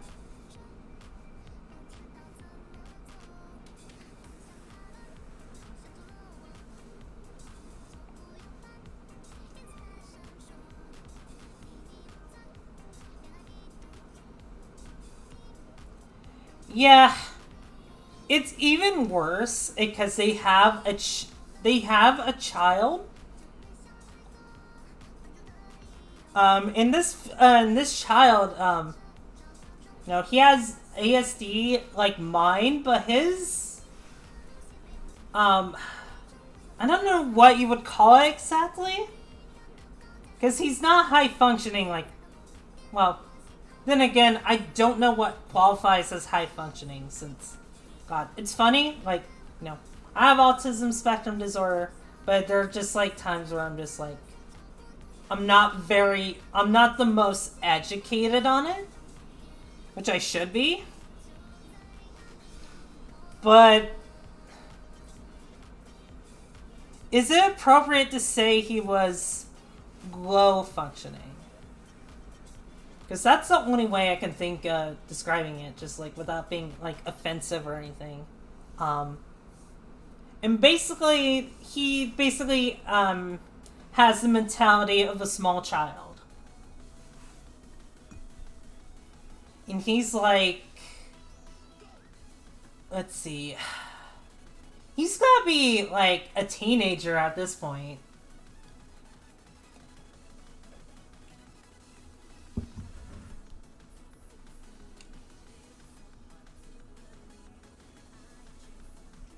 So they have to focus on taking care of him.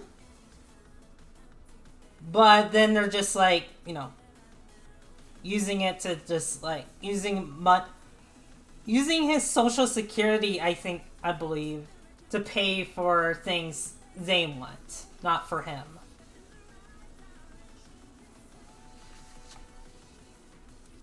It really sucks. And it's really shitty. Um,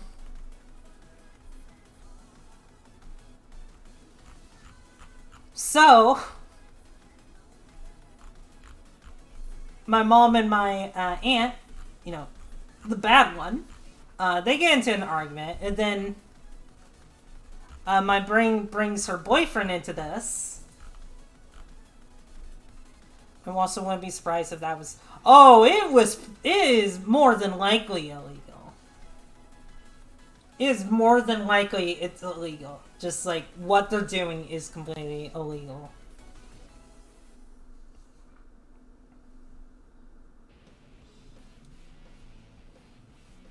So she brings my boyfriend in and starts insulting my mom.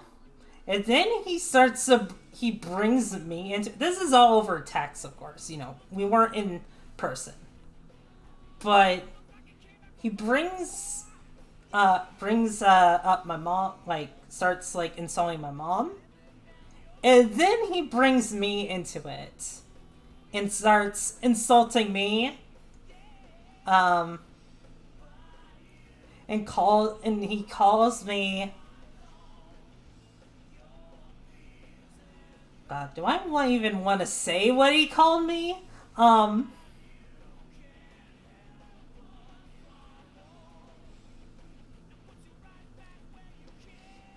Alright. He called me a cross-dressing F word.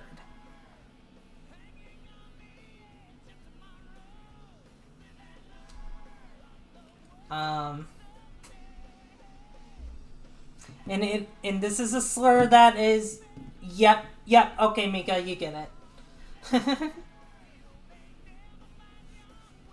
I think he threw some other insults at me too, but this like hurt my mom. She was absolutely pissed about this. It didn't really hurt. Well, okay. I would say it hurt only in the sense that like this was in relation to my aunt, and you know, I remember as a kid having a good relation. Like I think like as a kid I liked all my aunts very well. It's just nowadays growing up they all have their issues.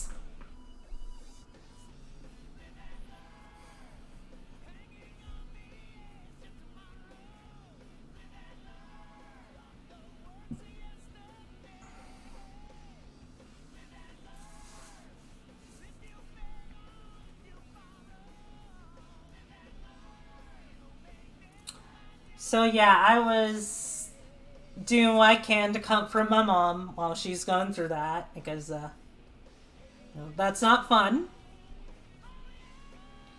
She was there to spend time with me, and now she's dealing with dumb family trauma. God,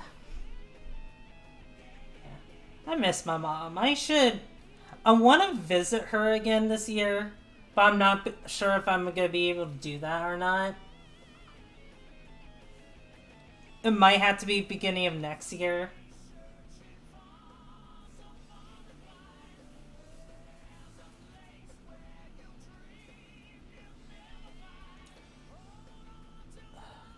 So, I guess going back to, 2016, because, I'm done explaining that side of things. I end up explaining to everyone at this point that, hey, I'm trans. And my online friends, and just mostly everyone, my fan base, quote unquote, at the time, because I don't think I was that popular back then. Because this was before I became a girl, and I don't want to say me being a girl is just what helps my popularity, but this was around the time where I was just drawing myself as a giantess, so that probably helped with numbers.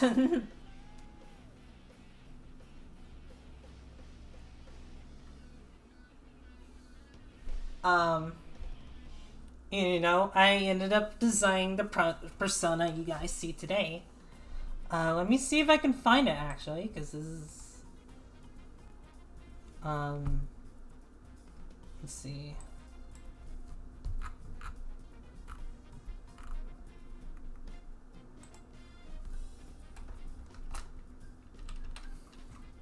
See if I can find it.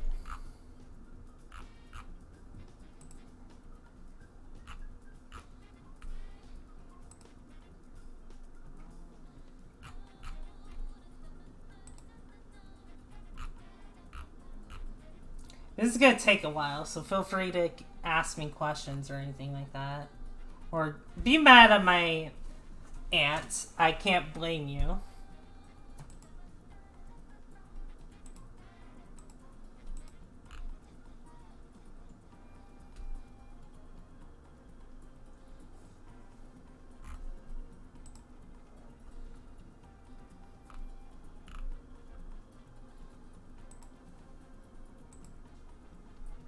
Love you too, Iris. I don't know what caused me to become popular. I draw lewd. I mean, I do draw lewds, but it's not I mean, that's probably what caused it. But even then, just and this is something that not to undersell myself or anything, but it's just this is something I kind of question, just because I never thought I was going to get the following I have today. I thought I was just going to be remain in I don't know, the 200s and 300s. I did not think I was ever going to get to the point where I have 1,000 followers for my main Twitter and just 1,000 followers on my DeviantArt, which I don't really upload there much anymore, because art's been difficult for me.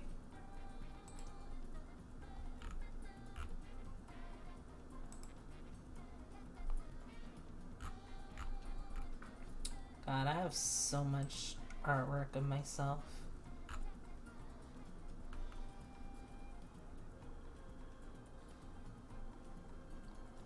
Okay, here it is. Yeah, okay, here's the thing I wanted to show.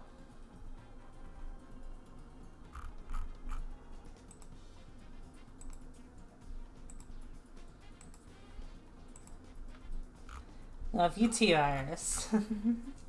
Green hooded you? Yes, green hooded me. Because back before I had this design, or even my current human design, I look different. Well, I wouldn't say different. It's kind of the same.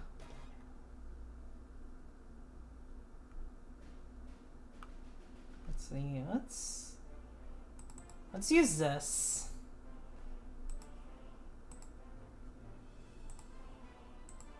I might have showed this on stream before, actually, but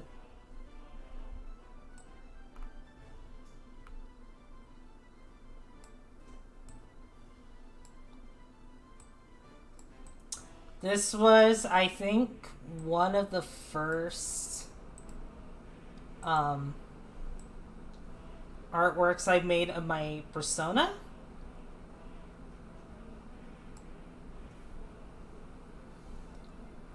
First of all, this artwork is really old.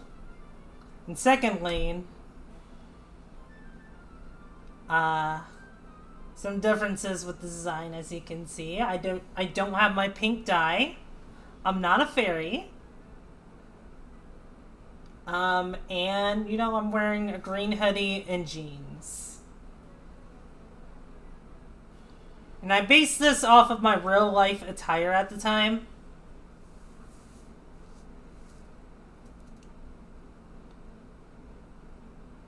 How I feel inside. What I want to be for my future is what I said.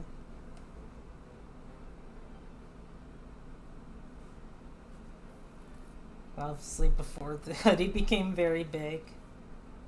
Yes, big kitty.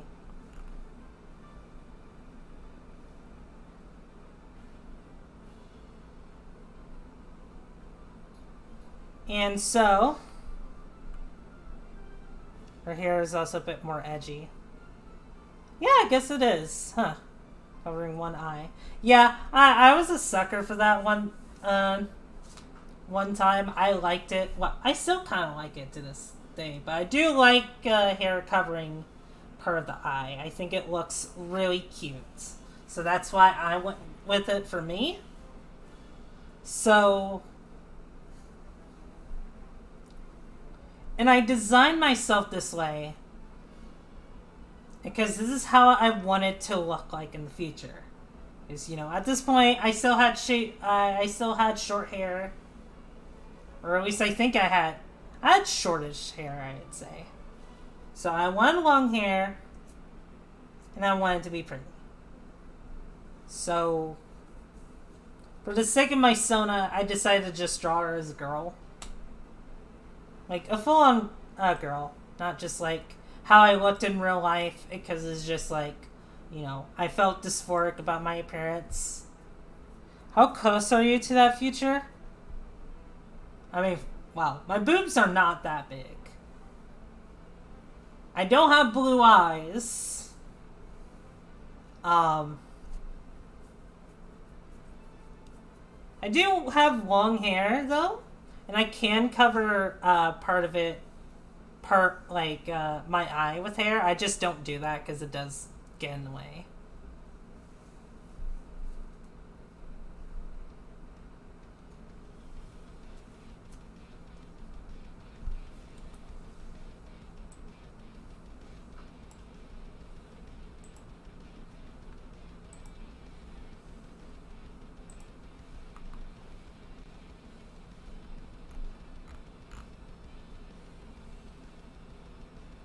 It's funny. The reason I gave myself the pink dye in the first place is because I actually did dye my hair in real life. So it just kind of stuck. Because at this point, my hair is no longer... A part of my hair is no longer dyed.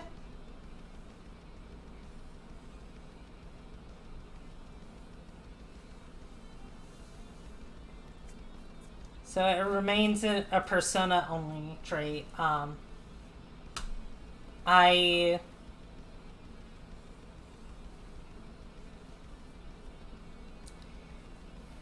at this point, like, my persona and how I look in real life are just, like, kind of completely different.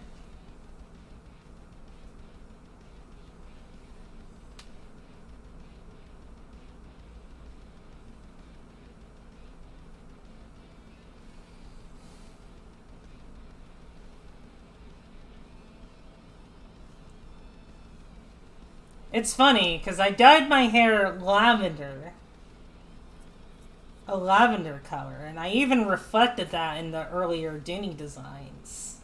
And then it kind of just faded into pink, and it just kind of like stayed that way.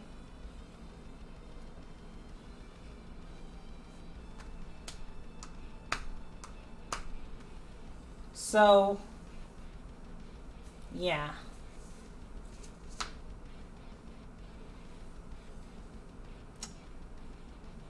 And that's how, I realized I was trans and how I, proceeded to live my life at that point. Because I was basically determined. I was, well, okay, maybe not.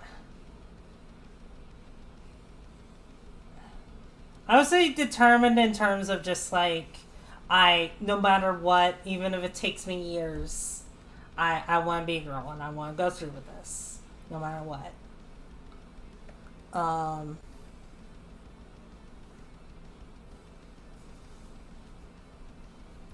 so for the next few years, like, started to train my voice. So, like, it's funny. Around the year I came out is around the time I started like transitioning.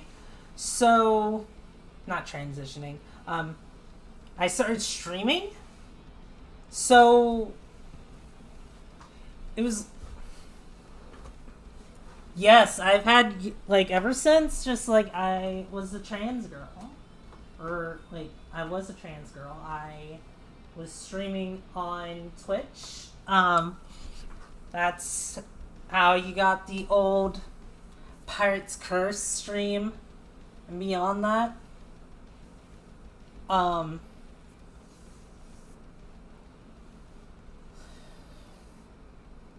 Iris, you're gonna be fine. You're gonna be fine. Who, like, honestly, and I say this nowadays. I say this nowadays, but you know, like, obviously, um, you know, change your voice to make yourself more comfortable.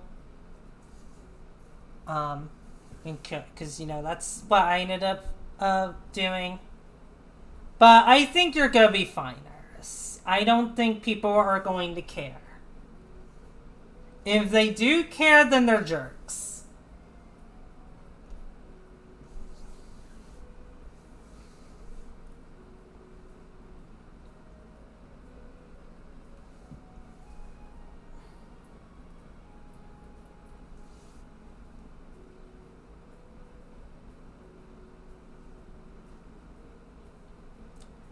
But yeah, I just like for the past next few years, I've had plenty of chances to work on my voice.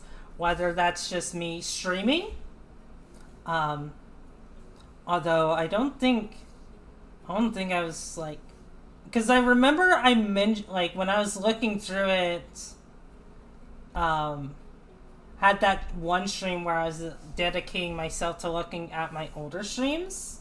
I think I noticed that like I mentioned something about I need to practice my voice, so I'm gonna do what I can sound more feminine. Although I don't think I was necessarily trying to, but that at that point, but that could be because um, I wasn't as confident and I was really nervous streaming, so that probably didn't help.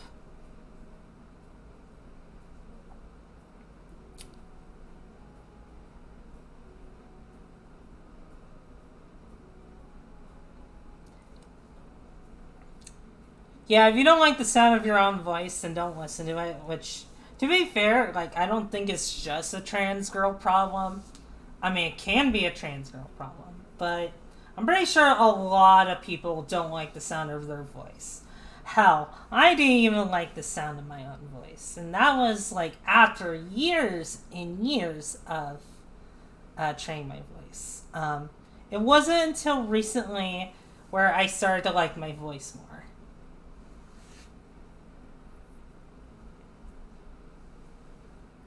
Like, I can actually stand to watch streams of mine.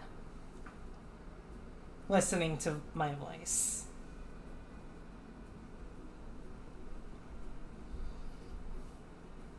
Exactly. But yeah, I've had years of working on my voice for streaming over the next few years. And I also was on call with my friends a lot. So that was another opportunity to work on my voice. And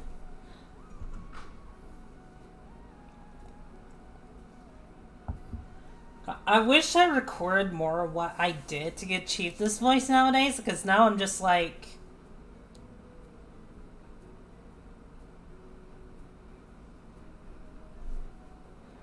I do actually sound like how I think they sound. Yeah, yeah, that happens.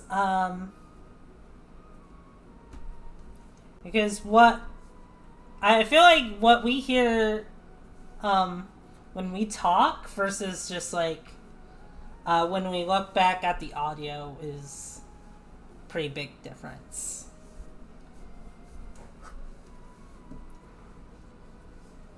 Um,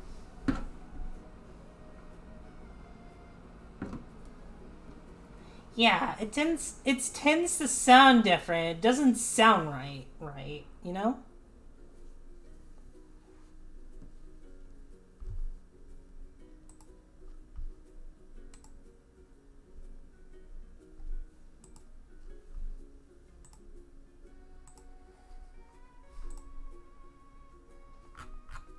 But yeah, I wish I had just like recorded or just like written down exactly what I did to achieve this voice nowadays. Because like whenever someone asks me, so it's like, "Hey, how can I get a voice like yours?" I'm just like, I don't know.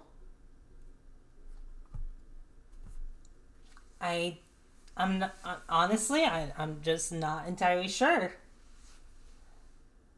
Because like what I usually tell them is just like try making your pitch higher without overdoing it. Like, don't try and go for this pitch because then that's just gonna like really strain your voice and it's just not gonna sound very natural, you know? Also, thank you, Evelyn. um,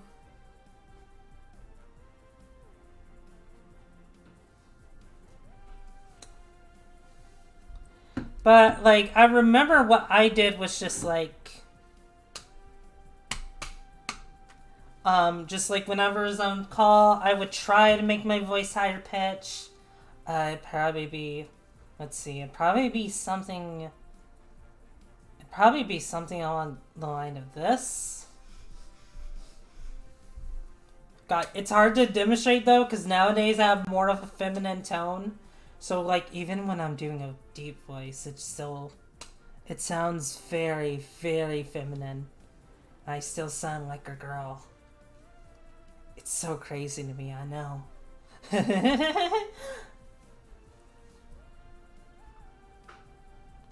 Like a little boy. Yeah, I'm sorry, June. I'm sorry about that. That's stuff you're gonna have to get used to, because, like, unfortunately, online, there were times where I got misgendered because of my voice. And I did not like that.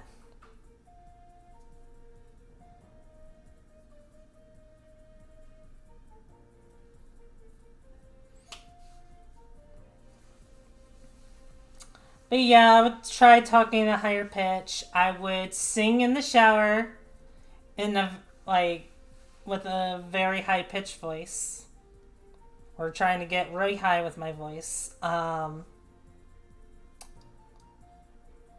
you know, like I mentioned earlier, when when I got my friend to think that, or my friend at the time to think that like my other friend said the thing because she was a girl and I didn't identify as a girl back then. I think I guess I just always had that voice range.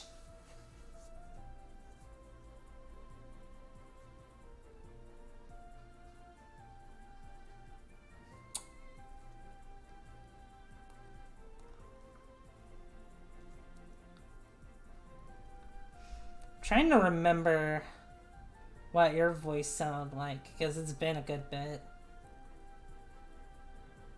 I know it wasn't masculine or anything though, so I think someone I think that someone might be on the right track. Also, I'm cute. I'm a cute girl. I'm cute. Thank you for the redeem, Fairy Ambi. I'm not gonna be stubborn about it. Like I usually am, so, you know. I'm pretty adorable. Yeah, if I recall correctly, I think I heard a recording from you once, Mika. And yeah, you do sound cute.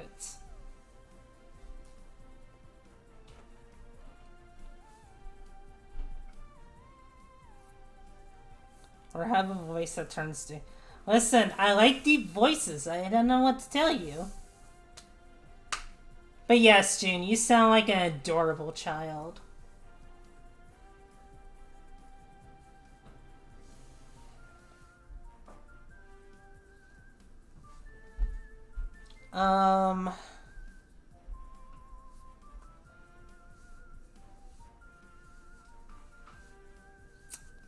Let's see, what was I talking? Oh, right, voices. Yeah, I think I just always had a knack for that thing. I remember one time when my voice was still considerably deep. Oh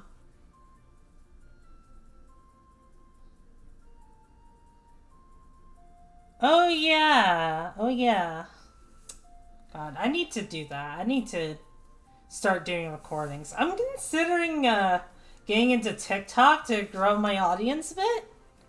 I don't know how you guys feel about that, but at some point I might want to try that. But like when my voice was still deep, I was playing Smash 4 with someone who was kind of a creep. But yeah, I forget if I was talking or like I was silent and I just spoke a few times, but I remember after that he told me that I need to work on sounding more like a girl. And that... Never say that to a trans girl.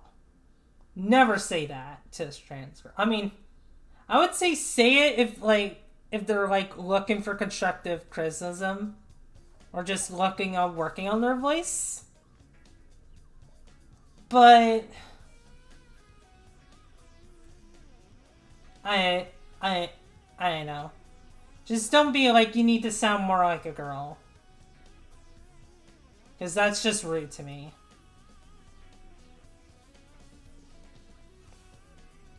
But I think that did encourage me to practice the voice more, so I guess there's that.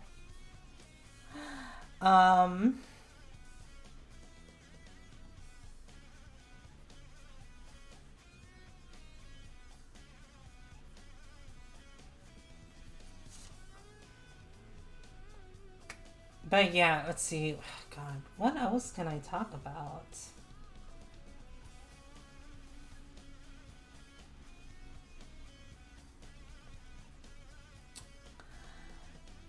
I'm gonna jump ahead to when I moved in with my girlfriend. Or just like me trying to like get girl pills. Yeah, it can just like put people in a sour mood.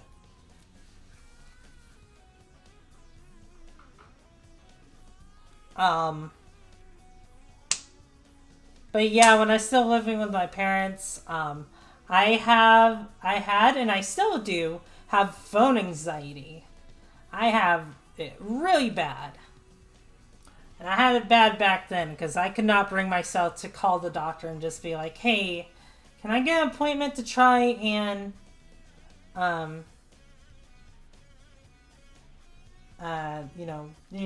to talk to a doctor, get them to get me girl pills, stuff like that.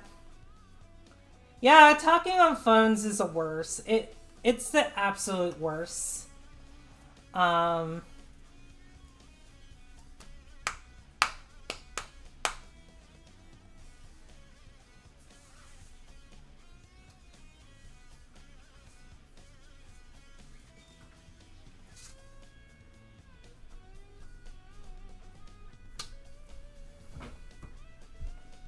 But yeah, for the longest time, I couldn't really call on the phone because it was just so hard for me. I had really bad phone anxiety, and that just like kind of leaked into when I moved in with my girlfriend. Hey. Hi. When do you want food? Do you want to order food? Yeah, sure, why not? I could go for some food right now. What do you want? I don't know. What do you want? What do we have Taco Bell? McDonald's? We could do McDonald's. Okay, what do you want? I'm interrupting your stream, I'm sorry. It's fine. It's fine. Oh, you have a room. Oh yeah, I made a new background. It's a dollhouse. A dollhouse stuck in the middle of a forest. Mm-hmm.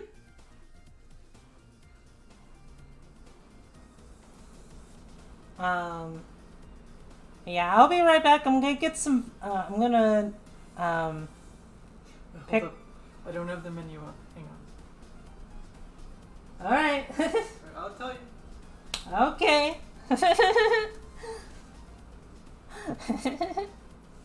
Alright, so it looks like I'm eating food on stream. I know a certain mouse would like that. Same, she's not here right now. But yeah, I just have really bad anxiety whenever like I was on the phone. Food ASMR. So it was really hard for me to call for a doctor or anything really because I was just like so nervous about it. I think I talked about why I have phone anxiety.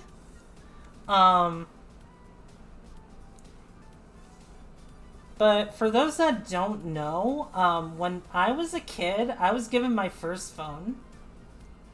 I decided to call some girls that one girl that I exchanged phone numbers with. When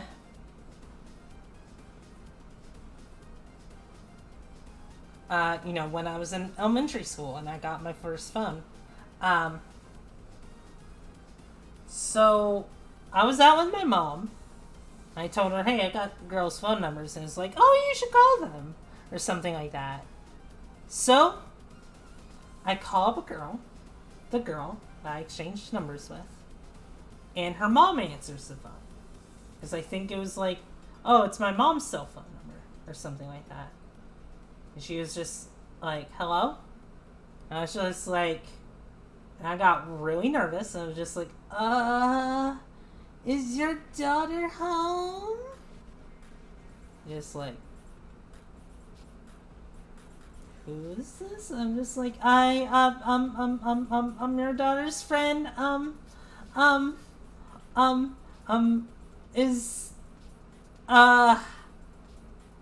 I forgot about her name, and I turned around, and my mom is staring at me, just like, with a shocked expression, just like, what are you doing?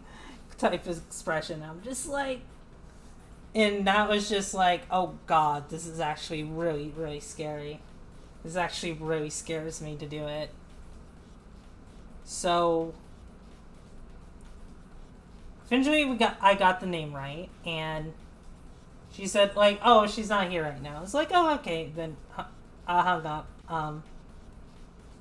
But I think, yeah, that definitely left a mark on me, because like since then, I could not just call people. unless they were family and they called first, I could not just like call people. I know one time I was trying to reset a Nintendo password, so I called up, I think, Nintendo customer service, and the lady just like, hey, what's your email? I'm just like, um,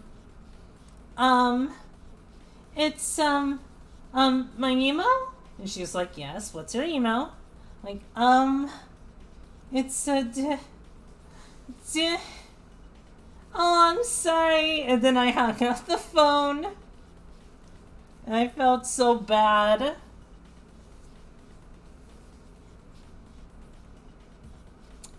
And then when I got to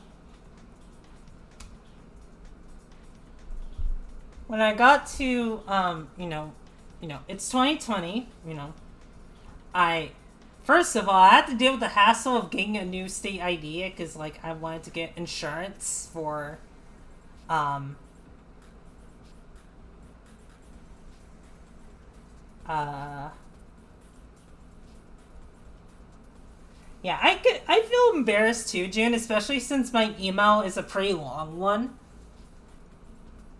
Um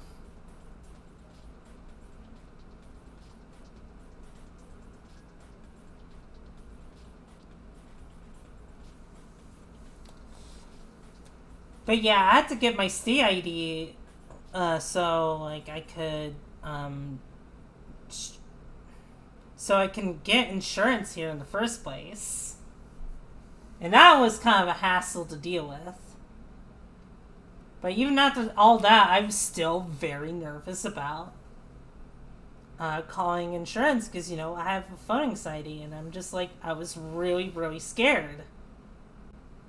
It wasn't until a friend of mine, who you might know them for my last Nintendo Direct reaction, because they were there with me.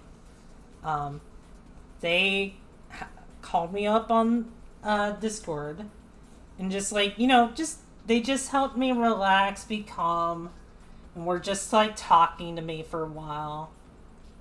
And I just like, they were like, okay, just type in the numbers, and then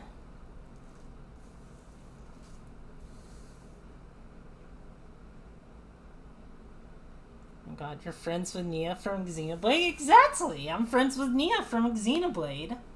She's cool. So yeah, they just like helped me just like calm me down, had me put in the number.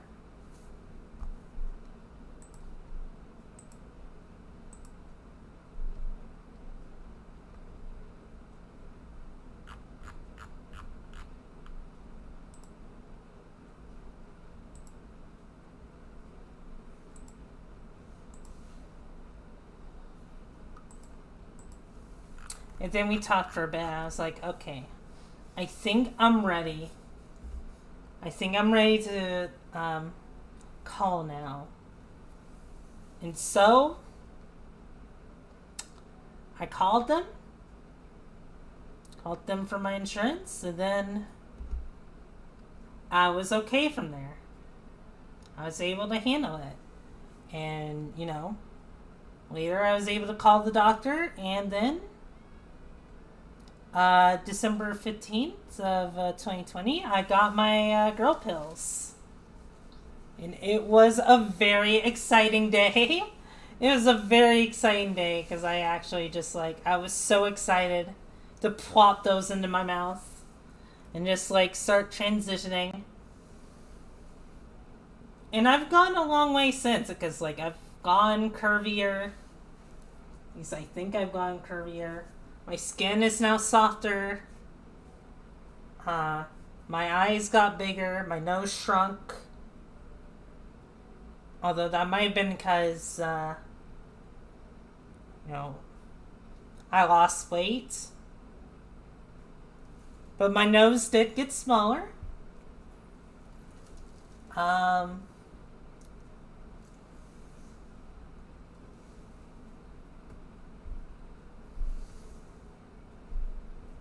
Yeah, basically all the lovely things happen. And I have A cup breasts right now. Or at least I would say they're A cup. They're growing into A cups, basically. Also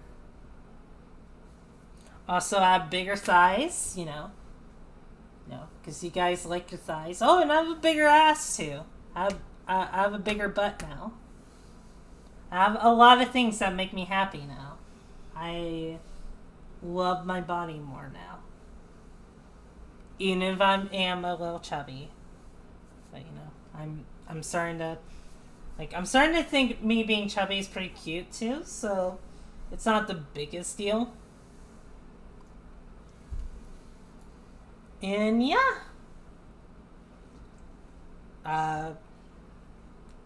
June 17, 2022, I am, that's pretty much my experiences that I can remember.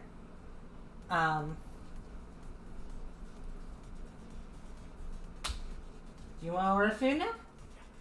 Alright, I will be girls with a little chubber. They really are. Chubby girls are adorable. I love chubby girls.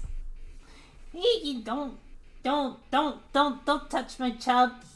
No! Ah! She smacked my chub, guys! She smacked my chub! I'm sorry. Bucka. Come order food. Alright, I'm gonna go get food. I will be right back. You guys enjoy the music.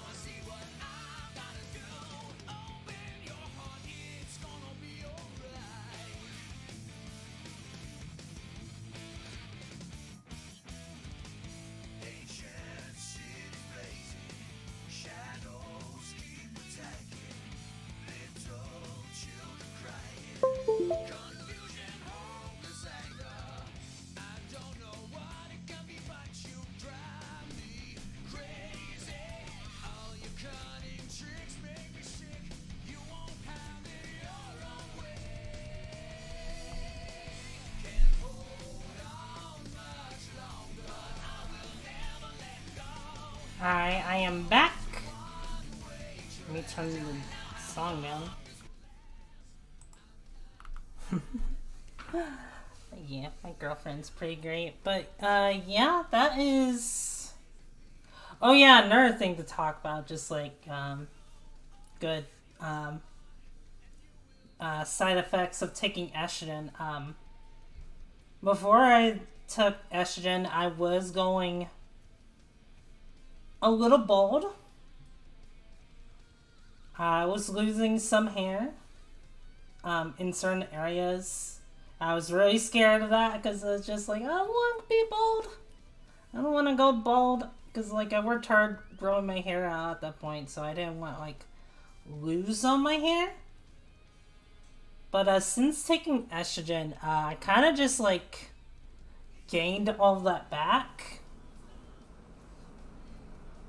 It was also it sucks hard. It sucks so much.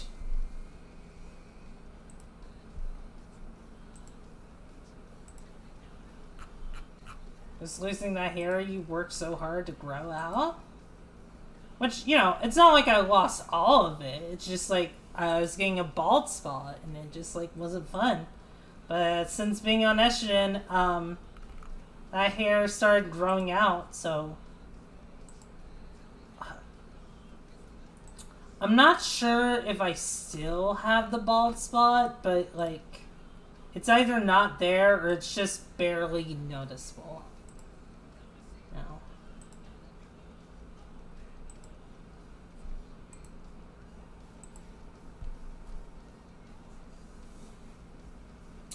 Yeah, Jim, that's another way. That's another reason to get estrogen. That way you can get your that way your hair doesn't fall out.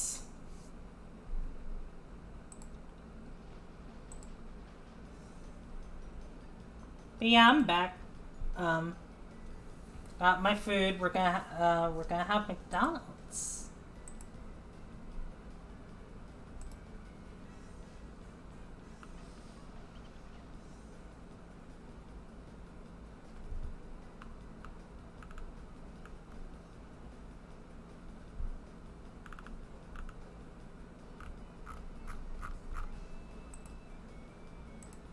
But yeah, now I don't know what to talk about. Because I feel like I talked about almost everything about myself. Maybe something will come up when I remember it. But to those of my more trans-identifying individuals in chat, feel free to share your experiences because I would love to talk about those. Or if you want to, that is. Because, like, I don't want to force you to do something you don't want to do.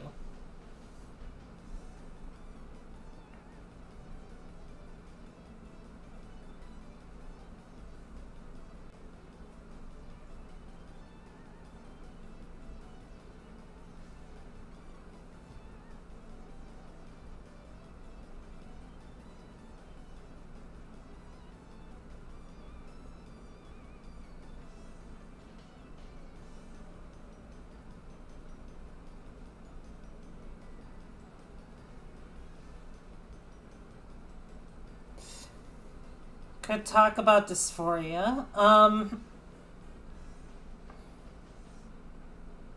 So the thing with me, it's not that I never go through dysphoria, because, like, you know, I do. I go through my fair share of dysphoria. Whenever my beard is growing too much out, I'm just like, God, I feel awful.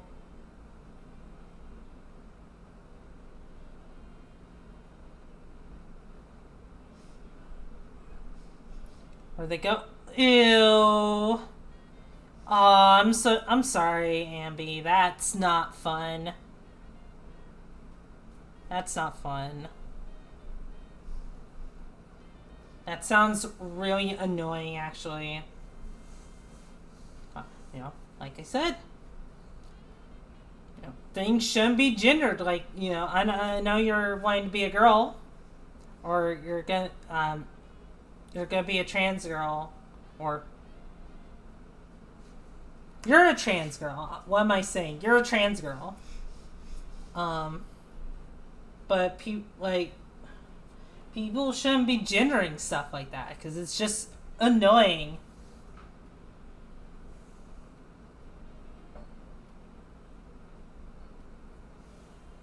VR chat is fun though. Yeah, VR chat's pretty fun. Yeah, facial hair sucks. I'm so happy I'm getting lasering it away. I do get dysphoric sometimes when it's growing out, but I don't want to shave all the time because my girlfriend buys the razors, and I don't want to be constantly going through razors every day just so I have a nice shaven face. So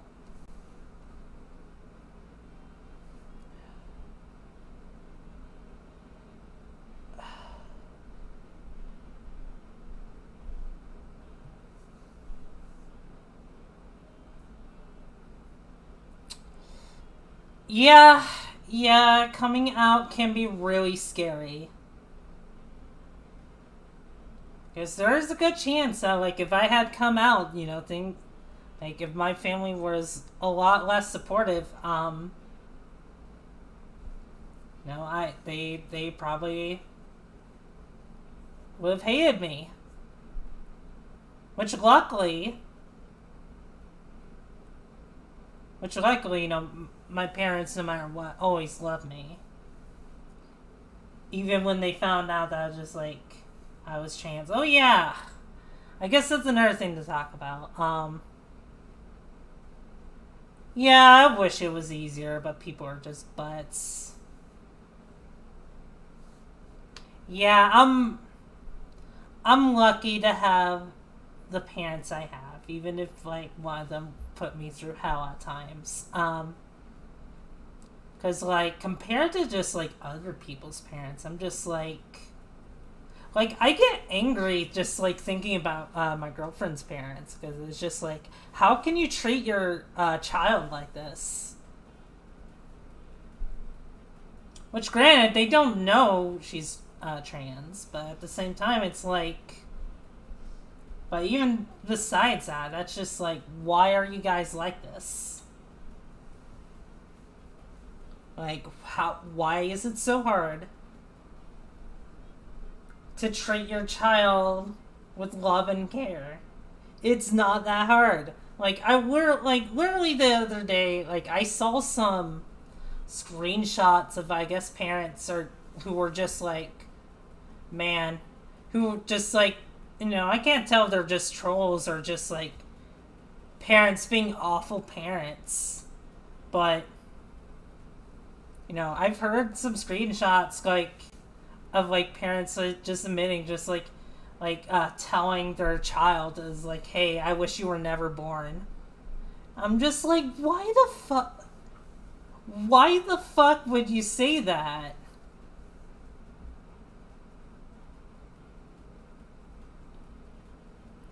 Yeah, Chris has awful, awful parents. I do not like them at all. Like, I feel bad because I feel like I shouldn't be as aggressive as I am. But it's just like, when you put a loved one that means a lot to me through so much pain, I'm going to be upset with you.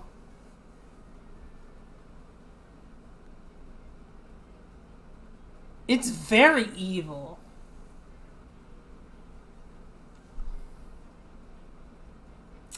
Like, if my mom had said that she wished I was never born, then that would have tore me up inside.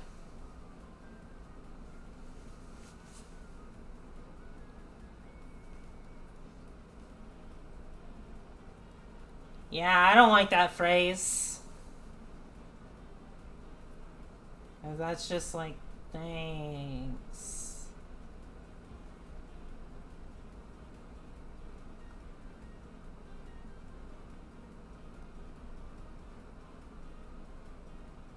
But yeah, I really love my mom. She's really nice. Yeah. Yeah. I have the best mom. Or one of the best, I would say.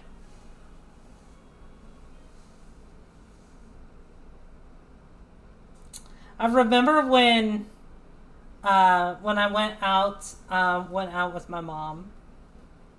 Um,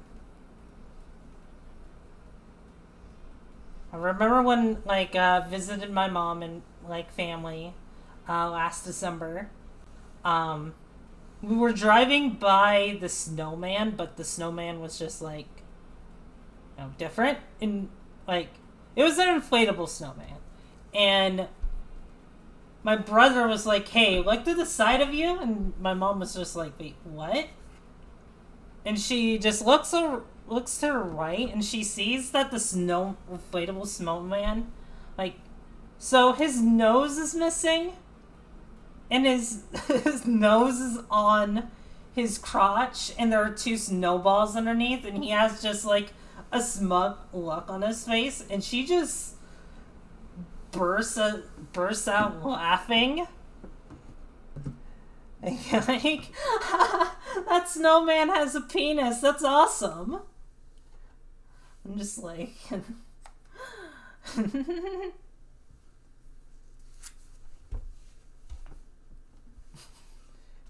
and she even did the same thing to my mammal too. She was just like, "Hey, look over," and my mammal saw us like, oh my gosh," just like.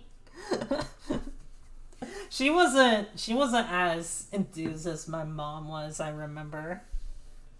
I mean, she was still laughing, but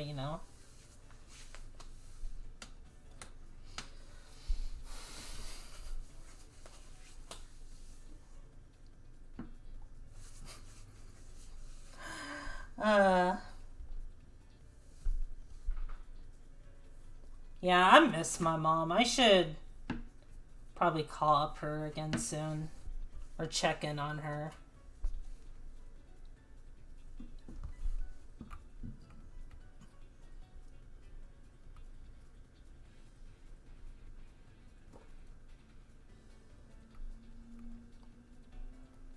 I feel like there was something else I wanted to talk about, but I don't remember what it was.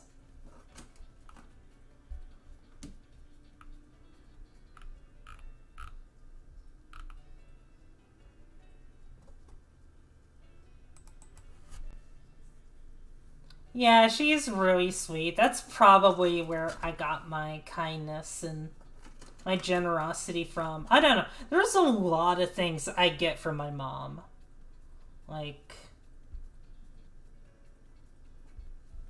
I guess, like, my sense of humor, even though I feel like that, mine's a little bit different than hers, in a sense, but I feel like, uh, we're both pretty funny. I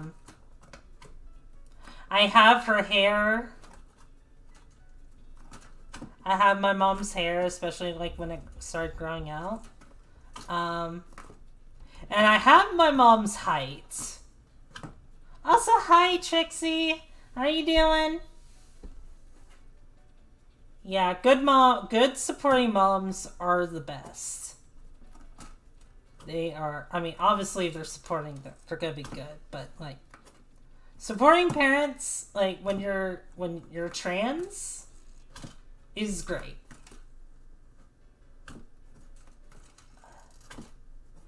That's why it makes me so upset when I hear about stories about um when just listen just listening at work, not trying to be caught. You know what? That's fair. That is completely fair. I hope you don't get caught. I appreciate you dropping by anyway. It's lovely seeing you.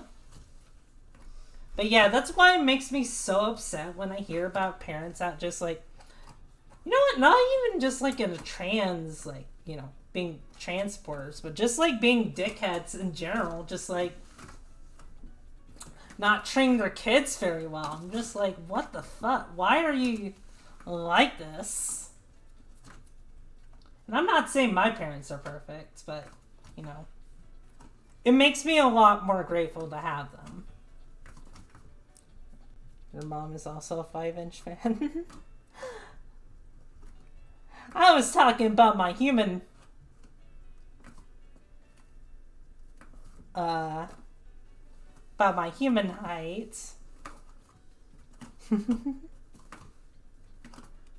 Might be parent if can't love. Yeah, wonderful moms are wonderful. Yeah. Like, why have a child if they're not, like, if you're not gonna love them? And I'm aware some, like, accidents happen, and, you know, some parents just don't get abortions because either, like, they want, like, now that they have it, there's like, okay, I want a baby. I can take care of a baby. Or they're just like, abortions are evil, so we just have to deal with this.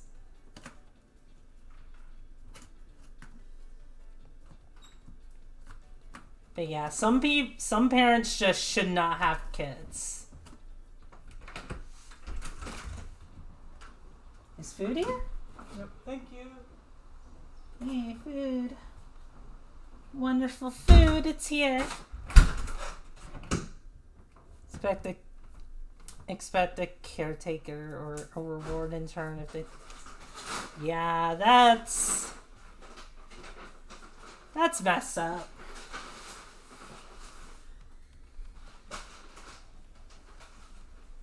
Yes, McDonald's!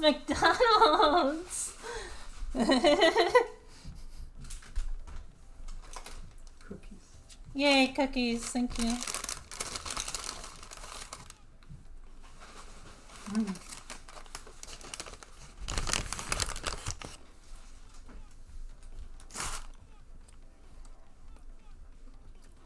Did you get medium fries?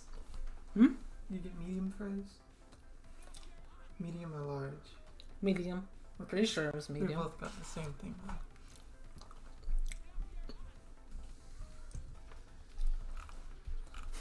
I'm not adorable, you're adorable.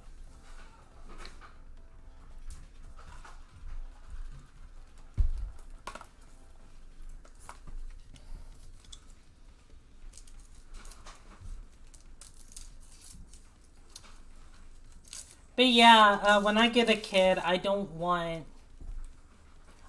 anything in return. I just want an adorable child. Which, you know, they won't always be a child, but you know.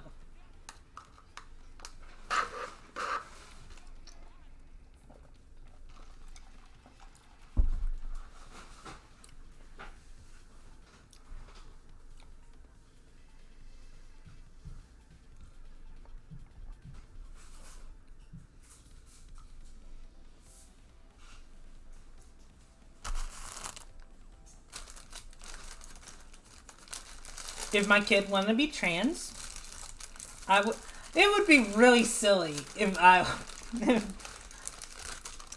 was just like, no, you can't be trans. You have to be the gender you were born with.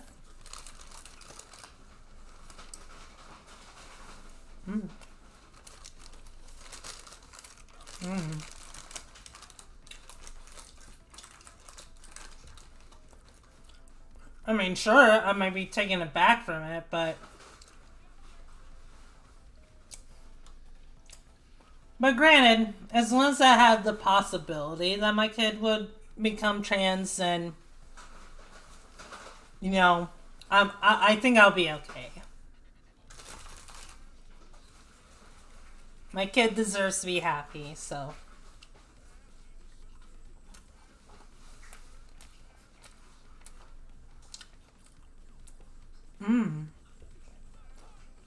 Thank you, Ambi.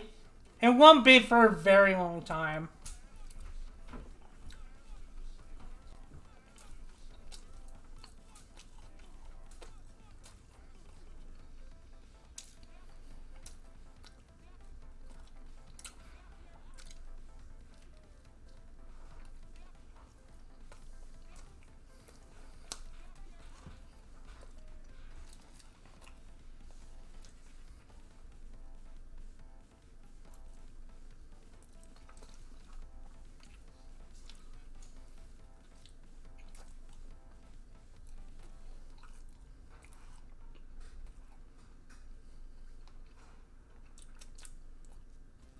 Sorry if you hear me eating.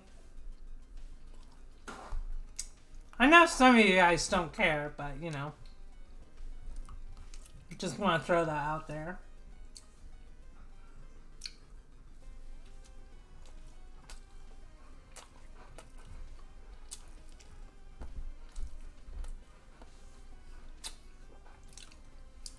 It's no problem. It's a special day for all of us. I didn't want it to just be about me.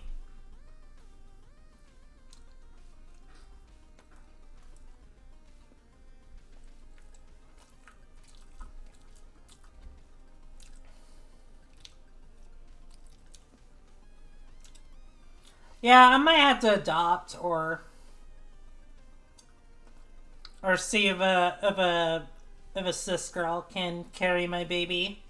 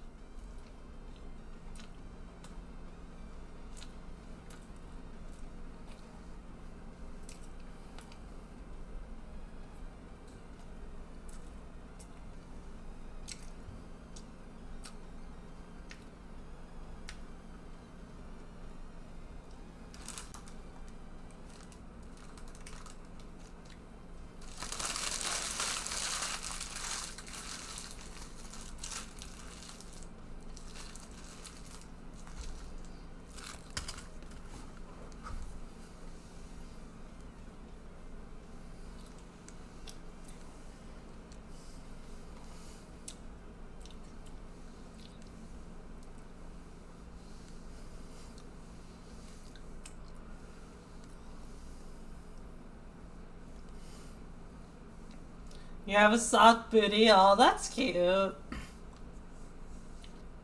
Yeah, I love having soft skin. It feels so great.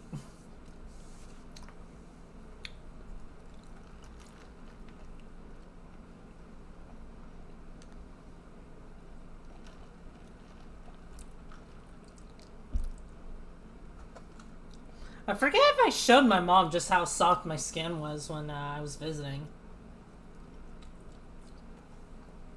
Because I know me and her, like, talked a lot on the couch and just kind of just, like, hugged.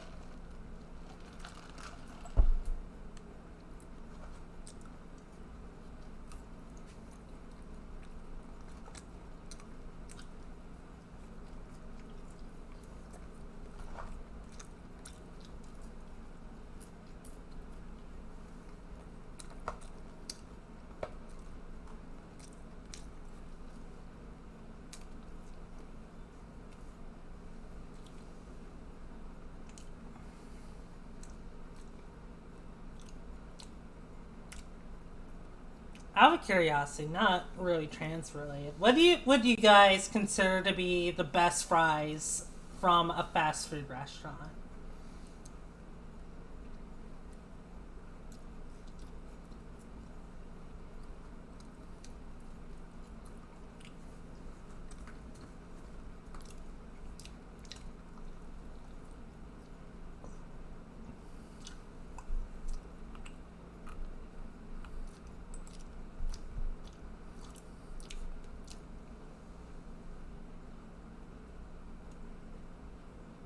You know what?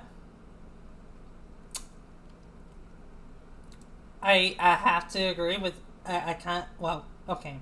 I don't think Burger King's fries are the best, but I do like them more than McDonald's fries. Which, you know, I know people love McDonald's fries.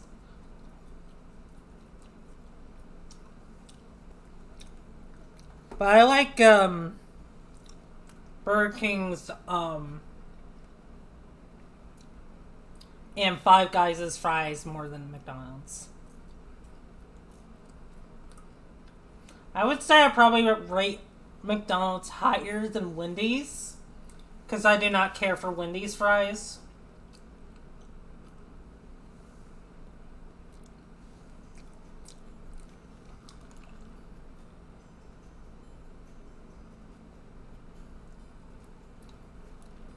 Never had Five Guys. Five Guys is pretty good.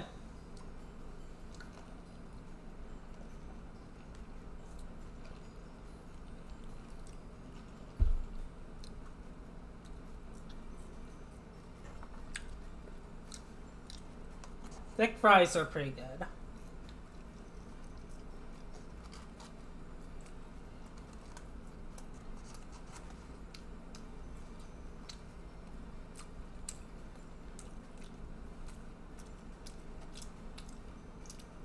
I haven't had Wendy's in a very long time, actually.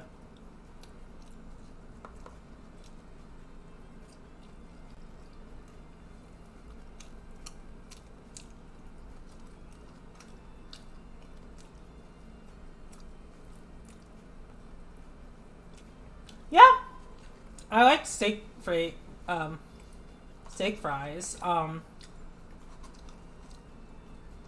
There are fries I really like at what was it, Shake Shack. That's probably because of the cheese sauce that comes with them. It's so good. I love them so much. Also, I have not had Dairy Queen. I guess food in general for a very long time.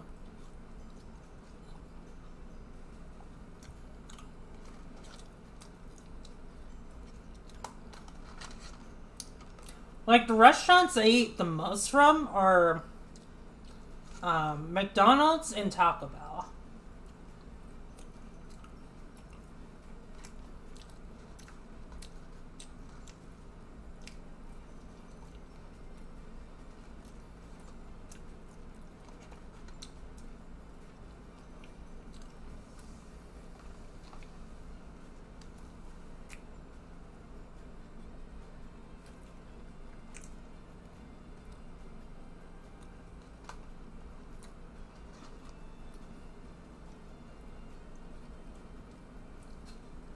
Well, of course, homemade tacos are gonna be better. Ever heard of Del Taco? I think I have. I don't think I've ever eaten from there though.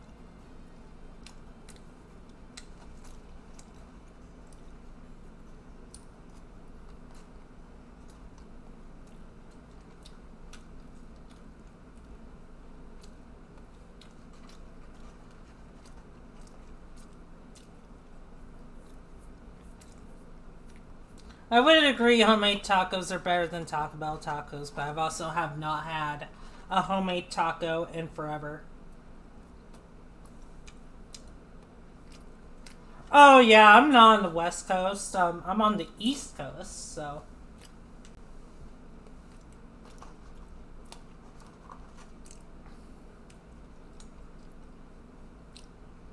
I have a lot of West Coast friends.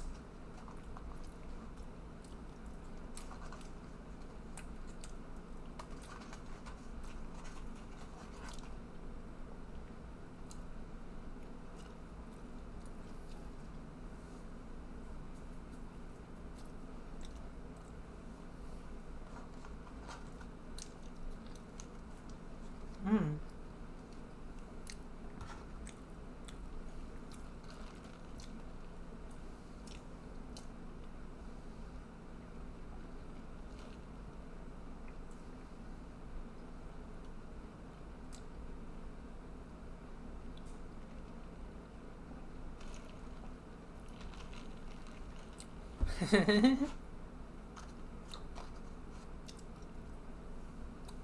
We live in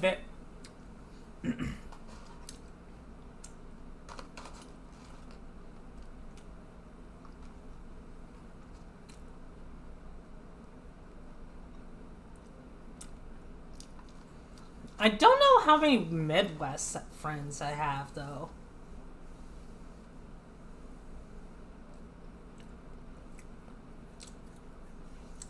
I mean, obviously, I used to live in the Midwest, so I had friends there, but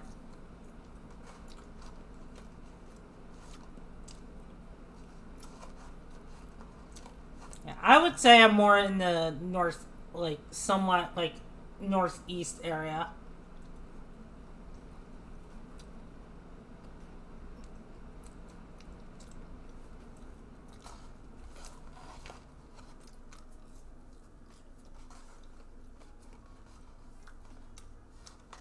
Like, I mean, around like Indiana and stuff like that, because I used to live in Indiana.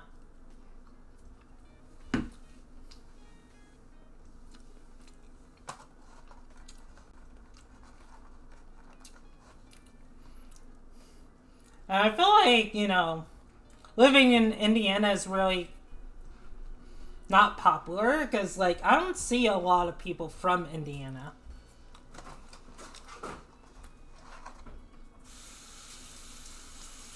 Or, like, whenever I meet people, I don't see them from there. Oh, right, June. I forgot. Yeah. You are right by the lakes.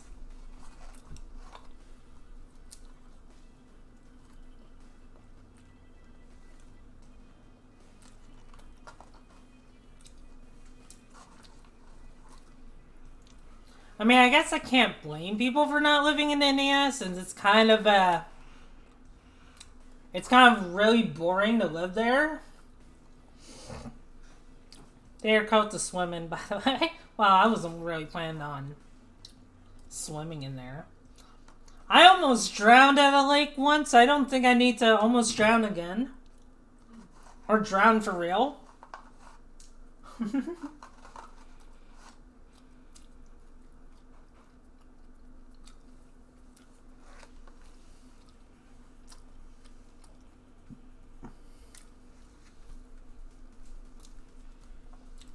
Oh yeah, that's the one thing I do not like. Do you want a cookie? You can have a cookie. Hey, thank you. Are they good? I would say so, yeah.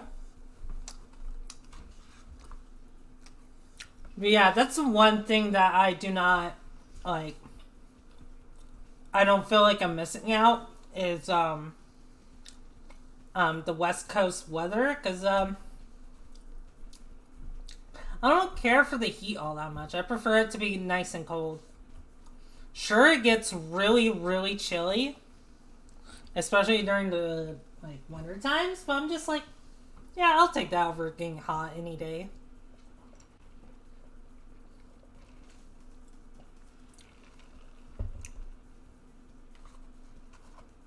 I said they gave me a lot of fries. It's cold here right now. Are you enjoying? Is it like a comfortable cold or is it too cold?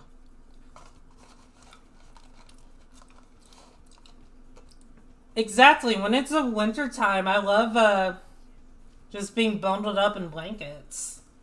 It's so comfortable.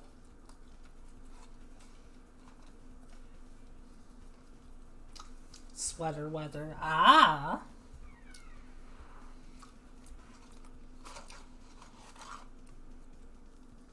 Honestly, I wish I had that kind of weather because right now it's like 90 degrees outside.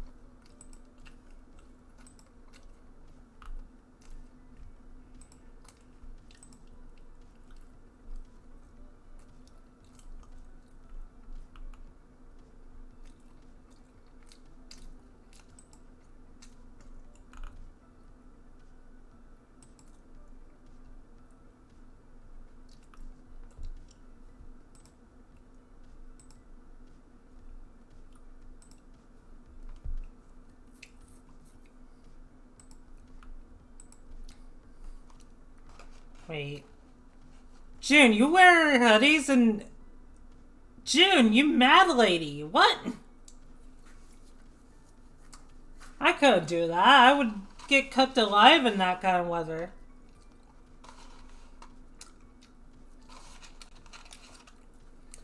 I'd be a country fried fairy.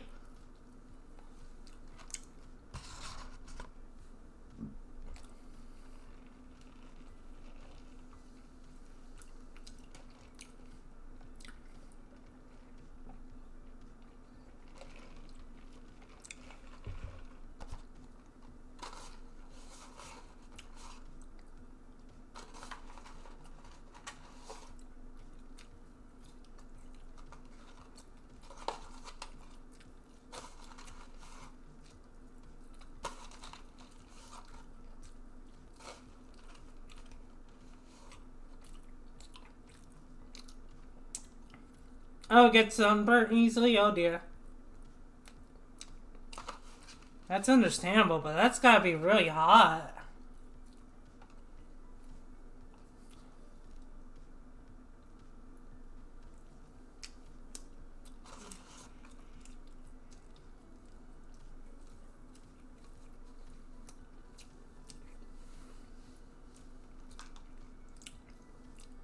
I love how we went from talking about like trans stuff to food to weather.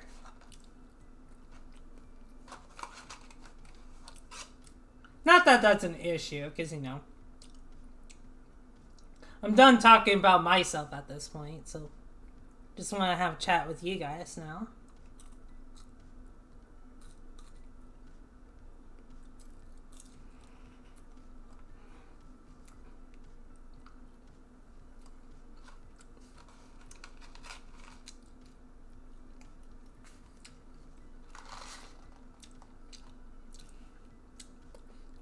Thankfully, I don't sunburn easily, I think. Like, I'm never outside long enough to the point where I do need to get sunburned. Which is good, because when you're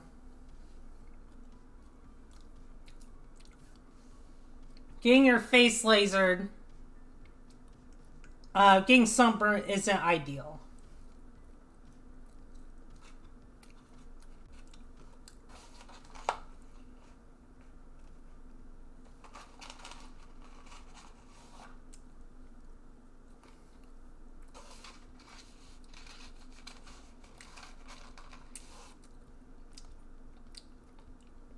From swimming?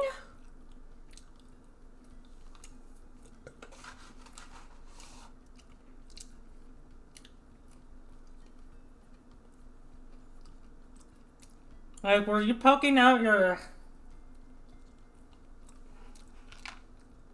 skin out for too long?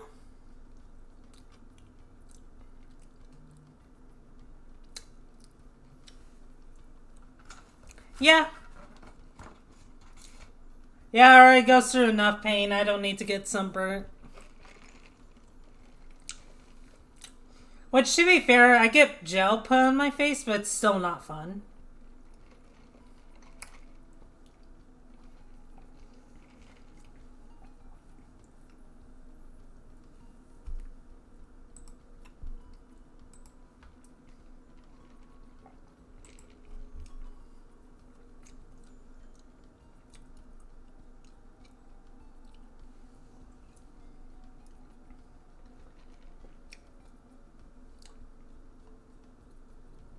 Oh, nah, I don't, I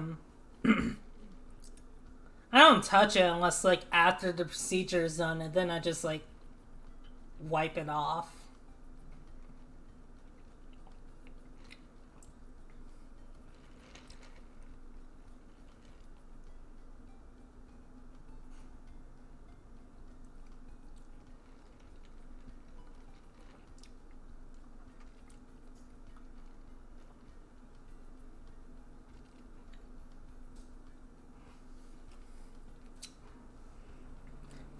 Yeah, it sucks too, because like after I have those appointments, I just get so tired. Probably because it's like painful, and after dealing with that, I'm just like, I'm like kind of tired. I think I need to take a nap. it could also be because I had to wake up early for those appointments.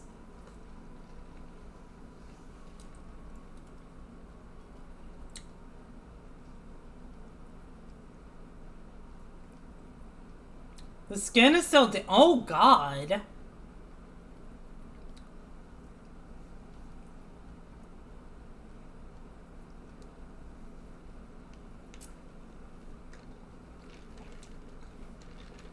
I mean, I can't really swim very well either. I mean, I know how to doggy paddle, but that's it.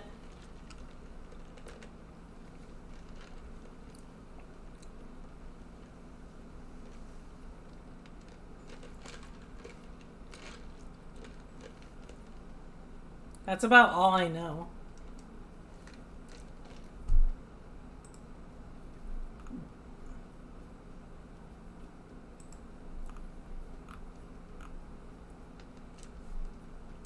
Man, I've not gone swimming in a very long. Oh yeah, that's another thing about my experiences as a trans girl.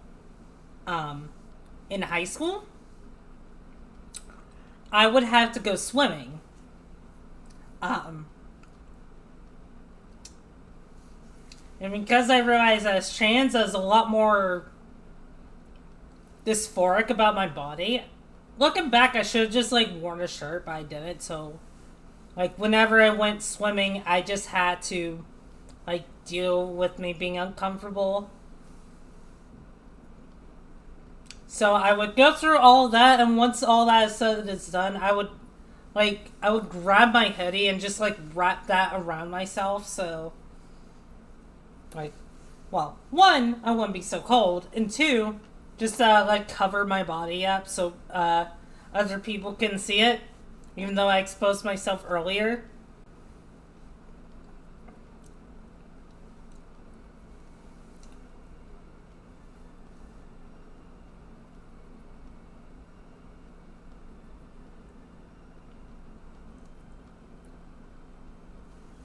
But yeah, that wasn't fun. I also dealt with a transphobe in high school once. You know, basically, I've definitely told this story before, but I'll go through it briefly. Basically, I wore fingernail polish to school one day because, like, I figured, what, I might as well try this out. I do that, and a kid notices when I'm like sitting next to him. He's like, "Hey, are you a girl?" And I'm just like, and I just nod. And you're like, you can never be a girl, right? And it's just like, well, fuck you too, dude. I didn't say that to him, but I just like kind of grew to like dislike him after that. It did make me feel bad, but just like this guy was also kind of a moron. Because it's just like one day, like we were watching the news together in class, and just like, this was around the time I think Trump got elected, or like, the 2016 elections was going on. So, Trump was on screen, and this guy next to me is like, "Hey, would you bang Melania Trump?" I think her name's Melania. I'm not entirely sure. And I just look over and go, "No." And then he just gets a smug look on his face. Just an absolute smug look on his face. Just like I say that. He just smiles and like, "Yeah, you would." And he just like continues looking over. I'm just like,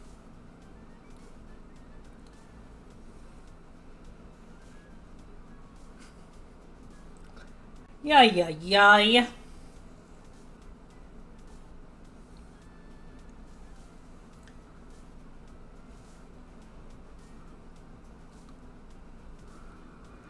Uh,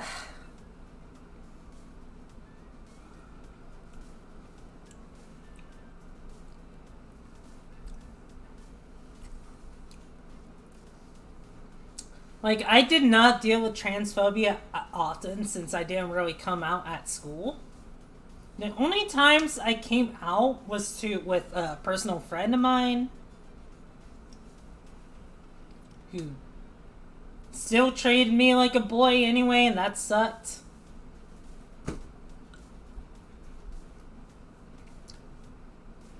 Like, I told her just like, hey, I'm good. Like, I'm trans. I'm a trans girl. You know, and um, one day, she was sad because I think like she was going through issues with her boyfriend. I'm just like, hey, you can talk to me. You can talk about me about your issues, or just talk to me if you want to vent. And she was like, you're a boy, you want to understand. And that hurt a lot. That hurt so much. It's like,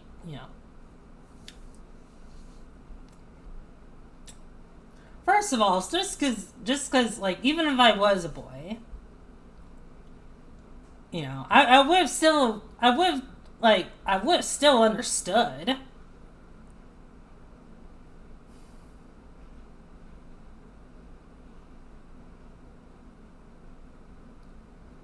Yeah, exactly. You gotta be with the people who like how you want to be treated and stuff like that.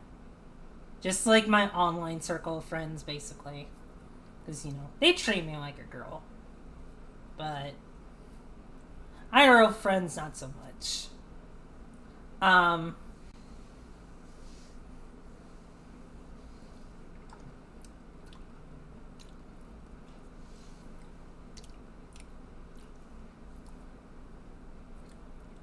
that's good to hear, Ambi.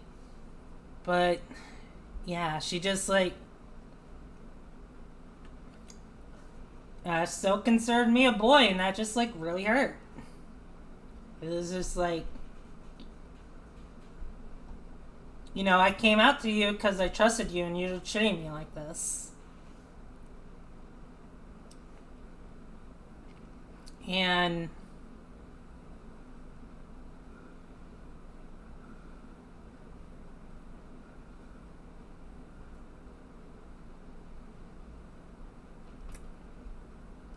yeah, especially with what the town I'm from. My hometown sucks because like all like basically most of the kids are just um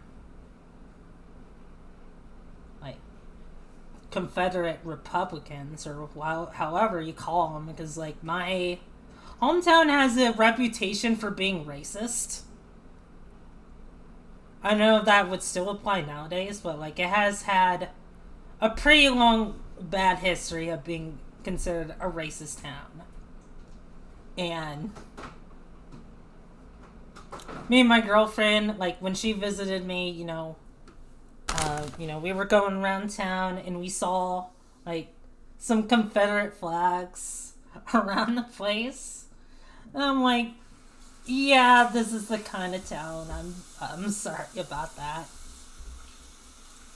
I'm also sorry that it's really boring.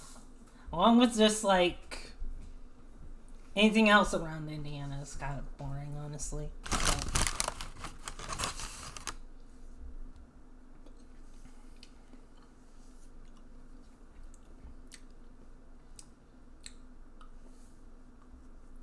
But yeah, just like,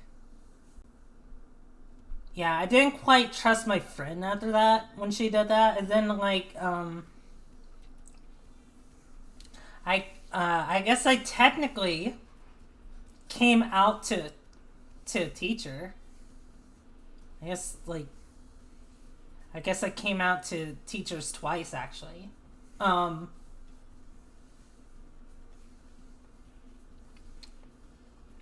but there was an English teacher that I loved a lot. She was really nice, very supportive, and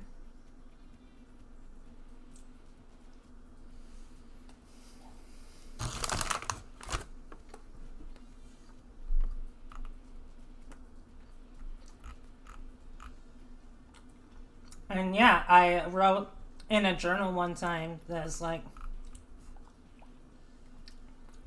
one of my goals is to transition into a girl, so. I don't think she ever commented on that, but it's so like, yeah.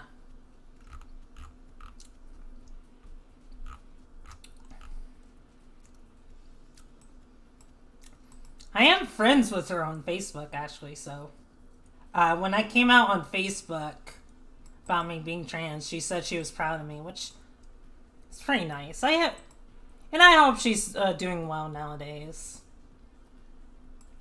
I just get nervous talking to people because I don't want to be a weirdo. So hi, Pleo Cutie. I don't think I said hello earlier, so.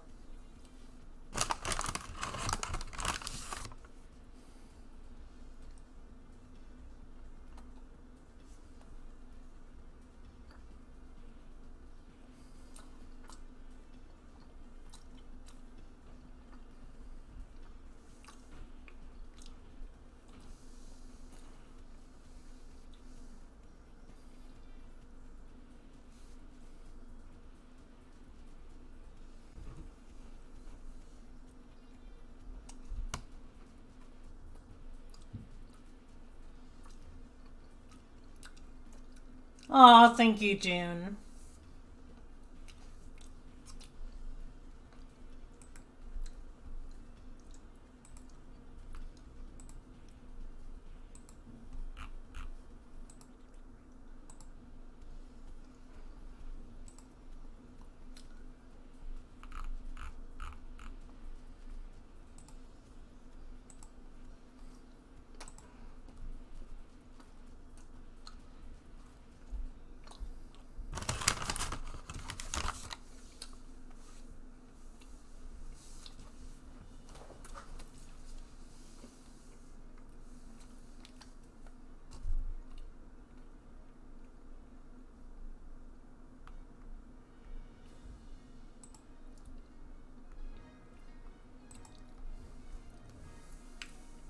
Yeah, let's just be fun weirdos.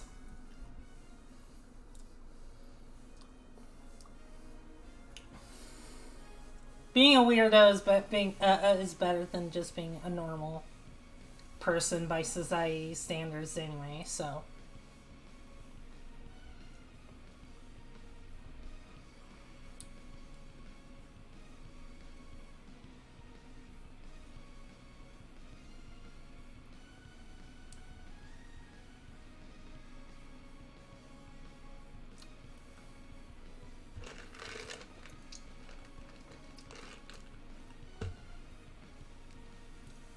It's all good. It's all good, CPU. I'm doing good. I'm just chilling with you guys.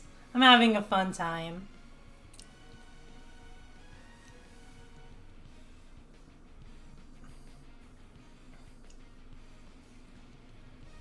Yeah, like the kind of people who give shit people for give other people shit for being not living up to their standards is really shallow on their end, honestly.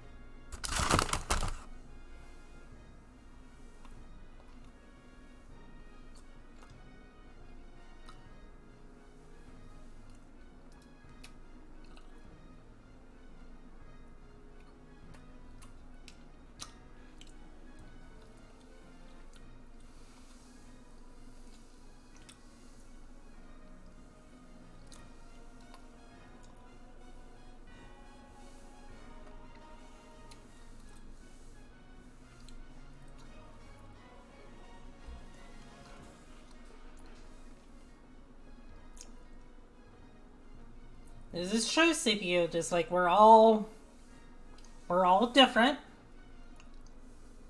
We're all different from one each other, so So we're all weird. It's just some of us try to be not weird. And just try to be just like, no, we're normal people by normal people society. You guys need to stop being weird.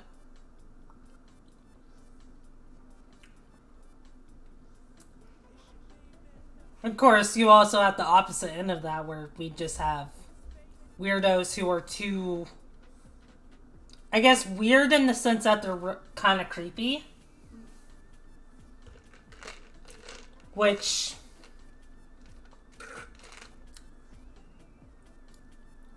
Here is World from Sonic. Yeah, I have a lot of Sonic songs in my playlist here.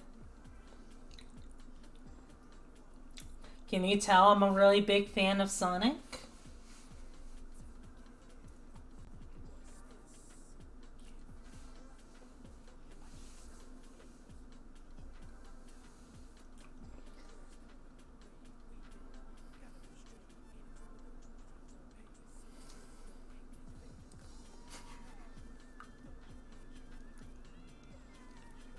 Since I was like, I don't know, probably 4 or 5 years old, I'd probably say.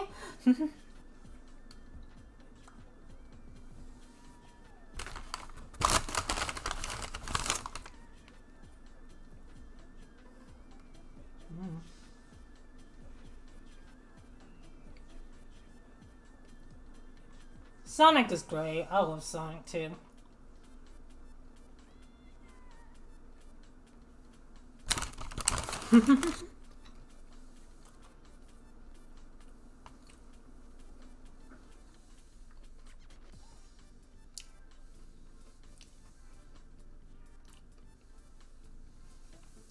There was something I wanted to say, but now I'm just like, wait, what was I gonna say?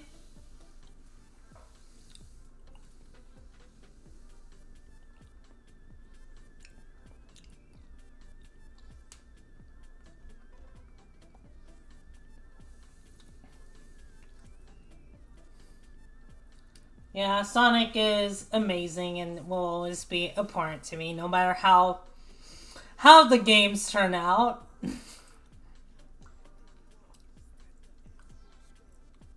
Like I really want Sonic Frontiers to be good.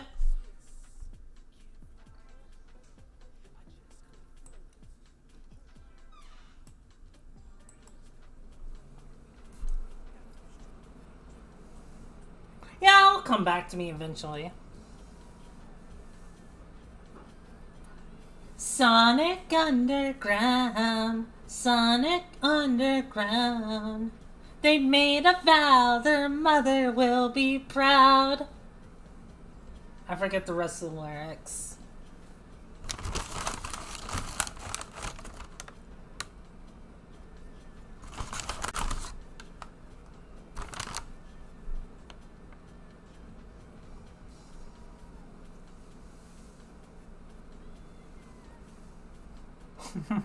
Waiting. Yeah, that sums me up too.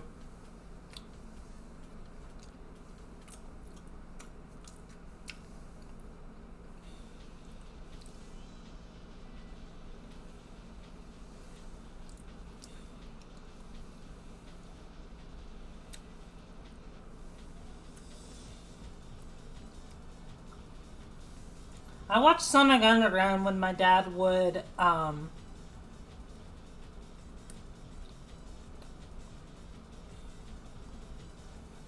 So what my dad would do...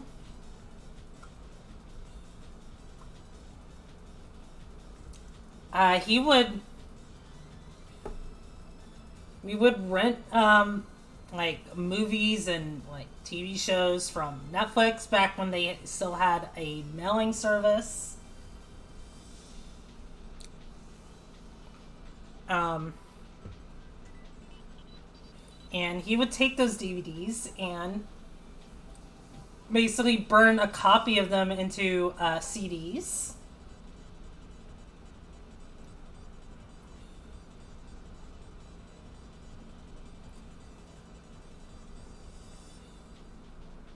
Gotta run, go shower, because my girlfriend called me stinky. Aww. Alright, enjoy your shower, Ambi.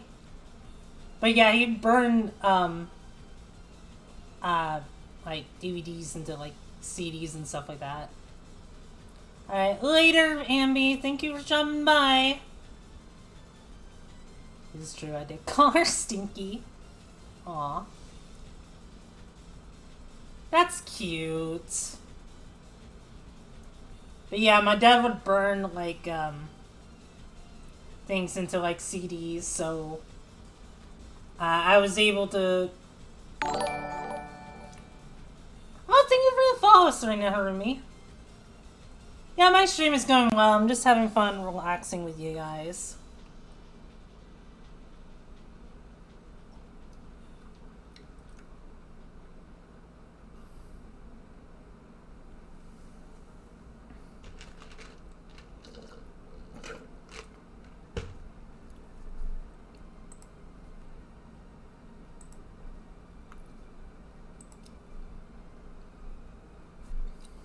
Triplets born, the throne awaits. A seer warns of a deadly fate.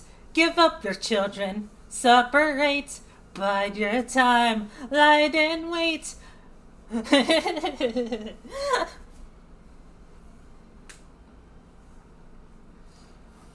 God, I remember the one meme of like Kingpin of I think it was like the second one with Kingpin and Spider-Man, and Kingpin's just I'm trying to remember the song, but it's not coming to me. Like, okay, could you sing the tune of it? And maybe I can figure out what it is. Okay, it goes like.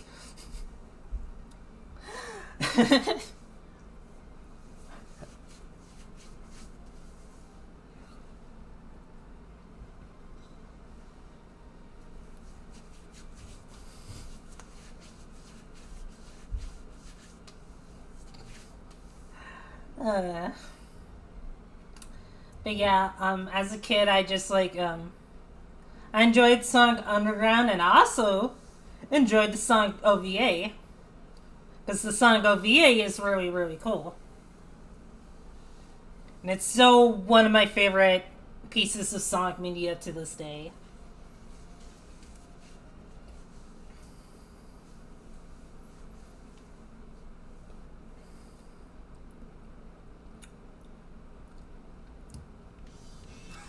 Like, it's tied for me with the Sonic 2 movie. Actually, it might be just like.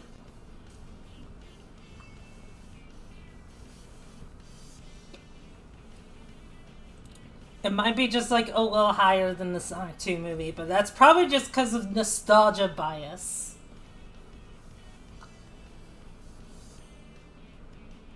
Sonic X's opening. Yeah, I have a fondness for Sonic X's opening too. Because I also just watched a lot of Sonic X growing up.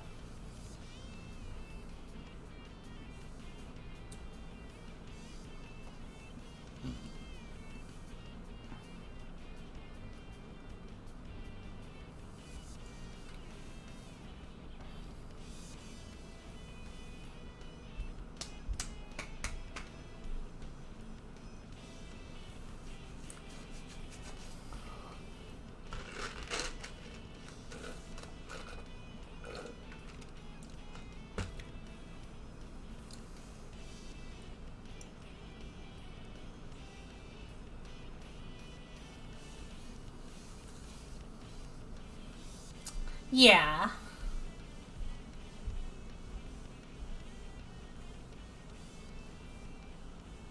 I long for my children, but I had to wait. To act too soon could seal their fate. They made a vow their mother will be found. Sonic Underground.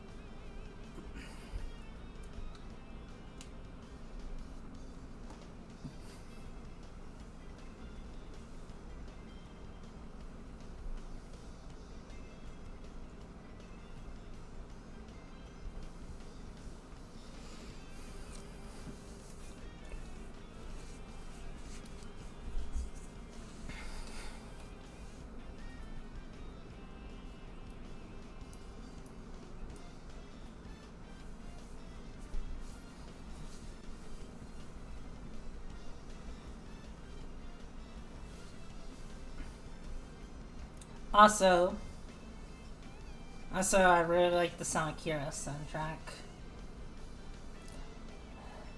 That is something like I saw someone earlier. I think it was Mika. He said just like Sonic does have some pretty good soundtracks for the most part. Yeah, I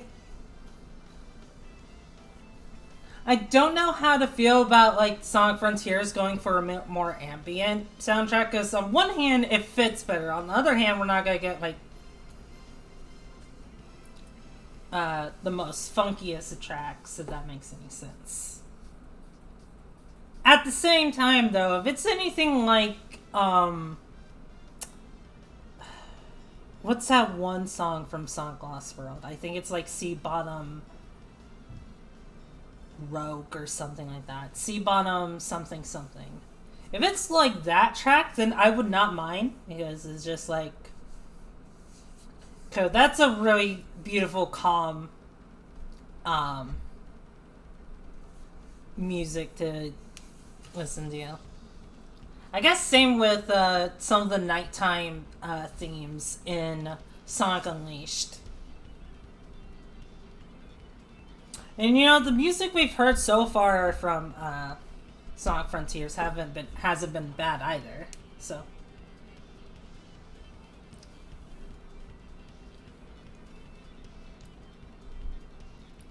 if I felt like I could type up the whole song, though it would have to be separate paragraphs since it'd be too long to show up. I think, yeah, it probably would be.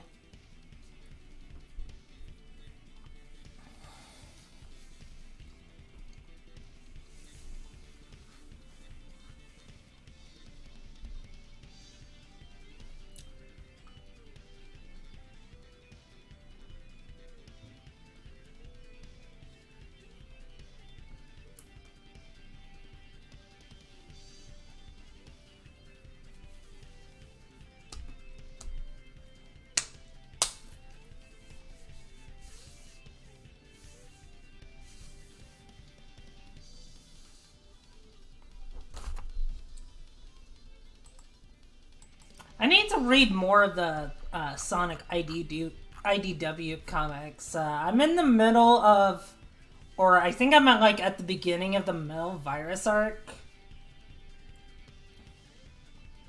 which that is gonna be something. Yeah, just after watching the second Sonic movie, um, I was just like, you know what, I'm in a Sonic mood. I want to catch up with the Sonic comics and just like, you know, just indulge a bit in Sonic more. But to be fair, I was already doing it at that point because I was doing 100% for Sonic Adventure 2, which was something.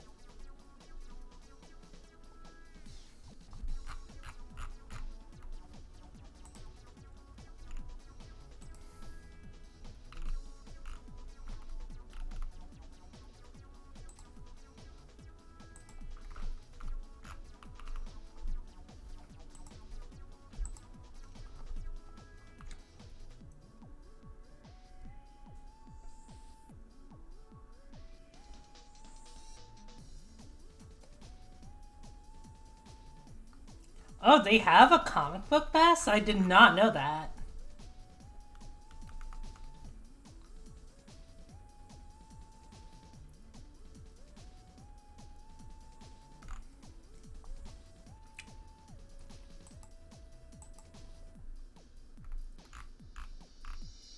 I'd have to look into that, huh?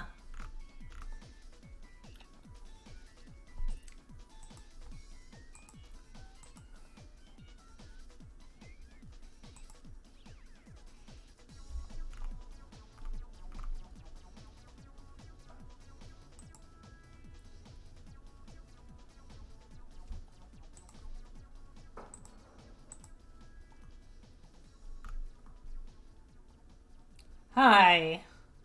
I cannot read that. I'm so sorry.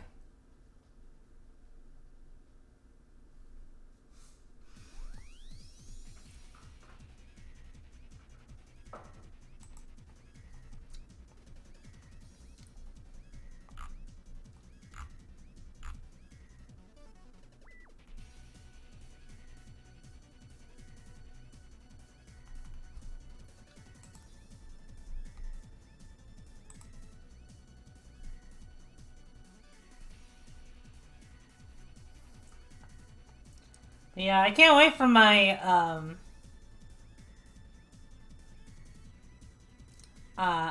anniversary stream coming up. Um, gonna be July. At least the plan is July 19. If it's an English only, I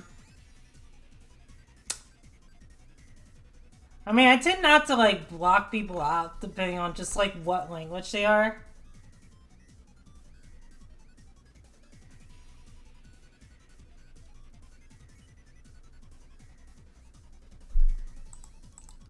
I guess I can type that in. Hold on.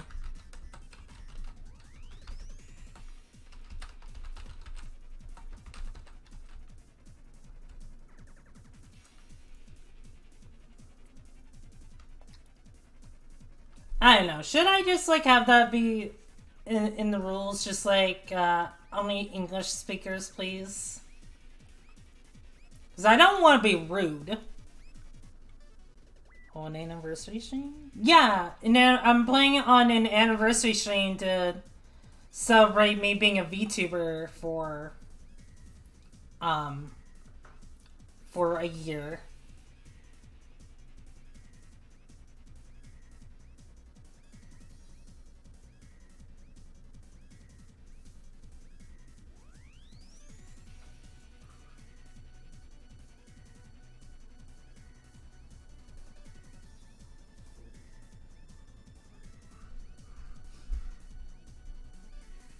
That is true, I do have the English tag.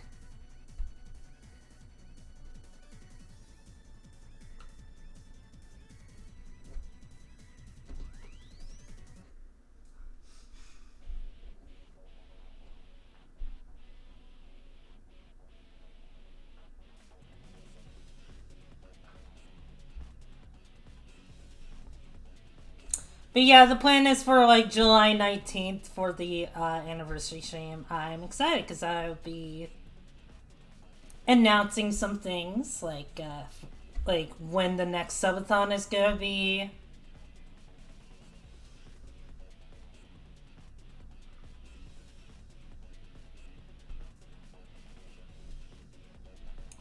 Um, uh, because I'm working on a lore comic as well. When that'll come out, and just looking at my clips from the past year or so, just reflecting on that.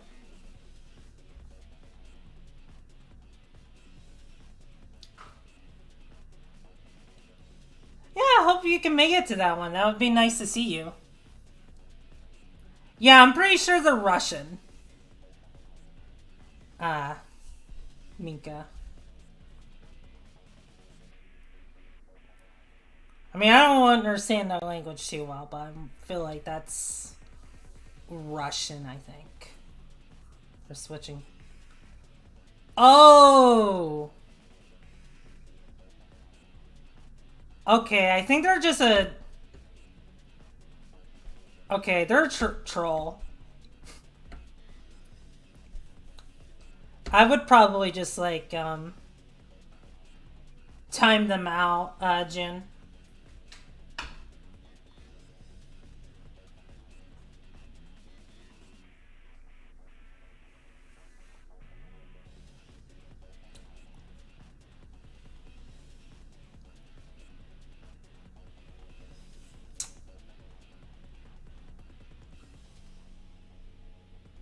Yeah, so either time them out or ban them, Jin. Yeah.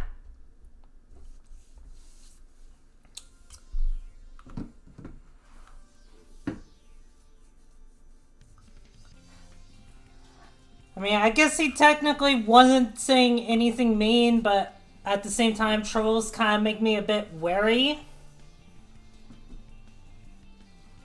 Especially on a stream where I am talking about trans experiences and whatnot.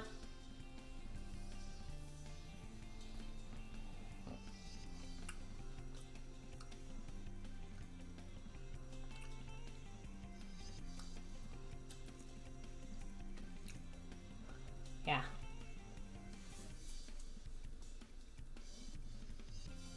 Looks like they play games in Russian. Uh-oh.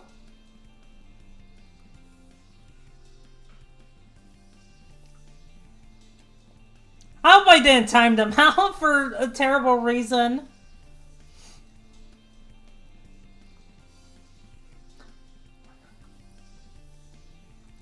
I don't know, they might have still been trolling. Because I don't know what they said. So. But I hope that just wasn't poor judgment on my part.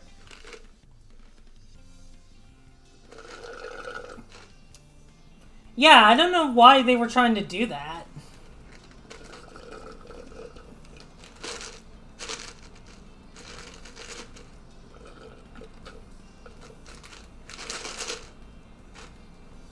Yeah.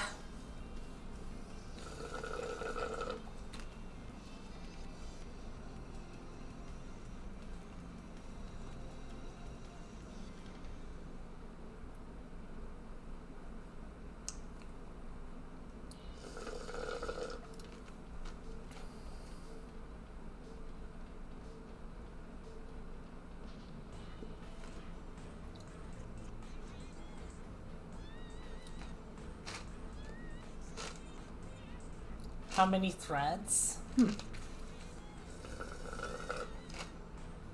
Yeah, I don't know what that means either, so.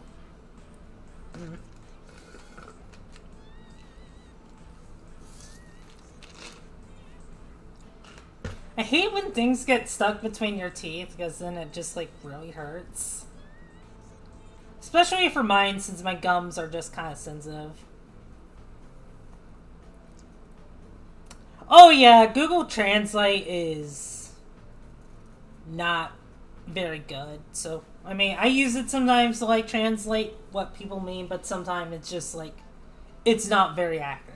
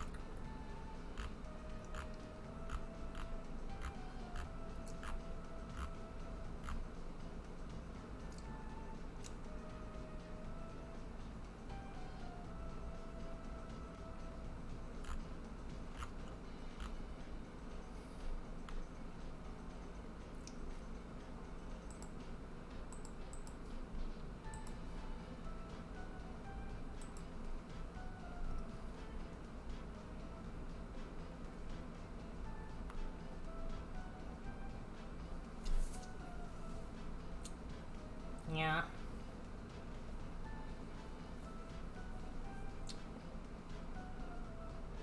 I need to call my dentist soon so they can remove a tooth as well. I've just been kind of holding that off because I'm going to be taking care of my girlfriend next month, so I don't want to end up having to take care of her while dealing with my own needs, so.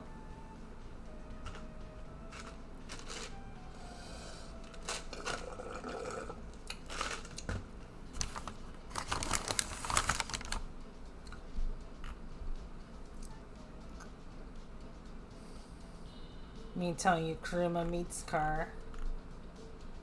It's pretty random. Remove a tooth? Yeah, my teeth aren't exactly in the best health. especially my bottom left tooth, it's like rotting really badly.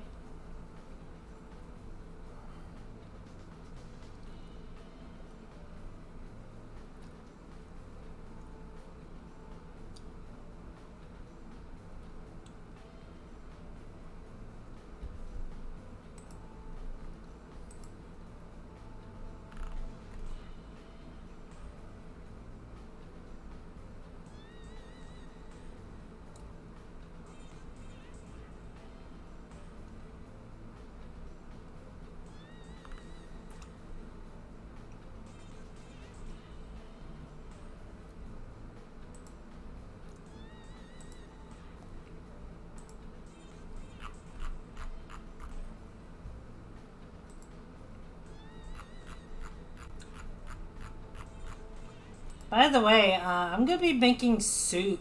I've been cooking soups recently. Um, for uh, for my girlfriend since when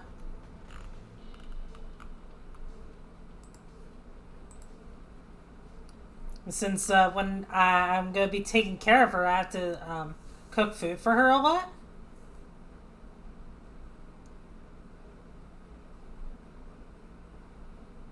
Like, dentists are pretty judgy when it comes to that kind of thing, so I can't blame you.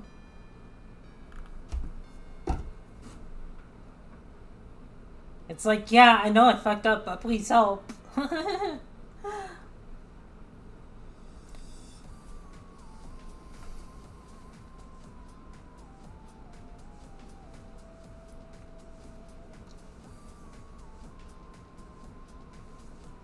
But yeah, I've been making soup for my girlfriend lately since next month I'm gonna be having to take care of her while she's recovering. So, if you guys have any suggestions for what soup I should make, let me know. Don't I would say don't suggest chicken noodle or lasagna soup because I already made those and I want to make different soups.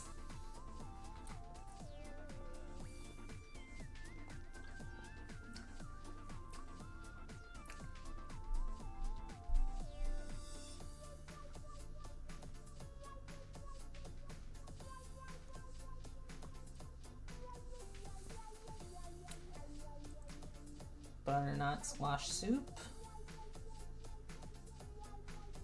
I could maybe try that. How does it taste? If you don't mind me asking, Mika.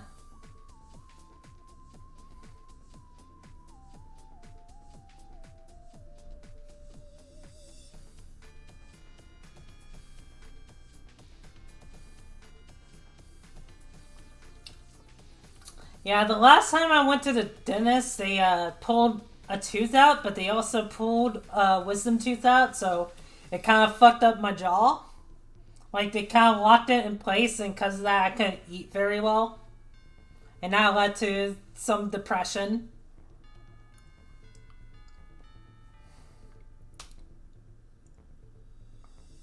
Oh, sweet. I can give it a shot.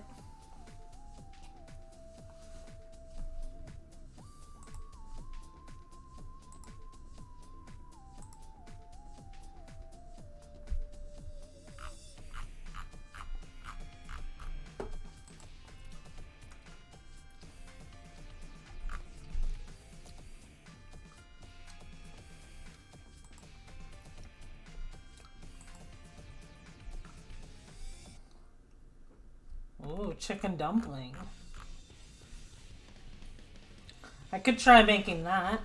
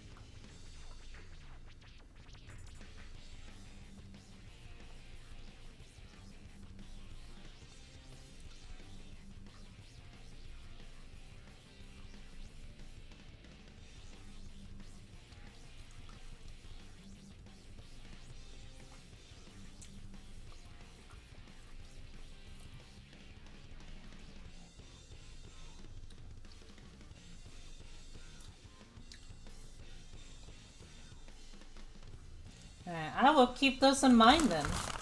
Thank you.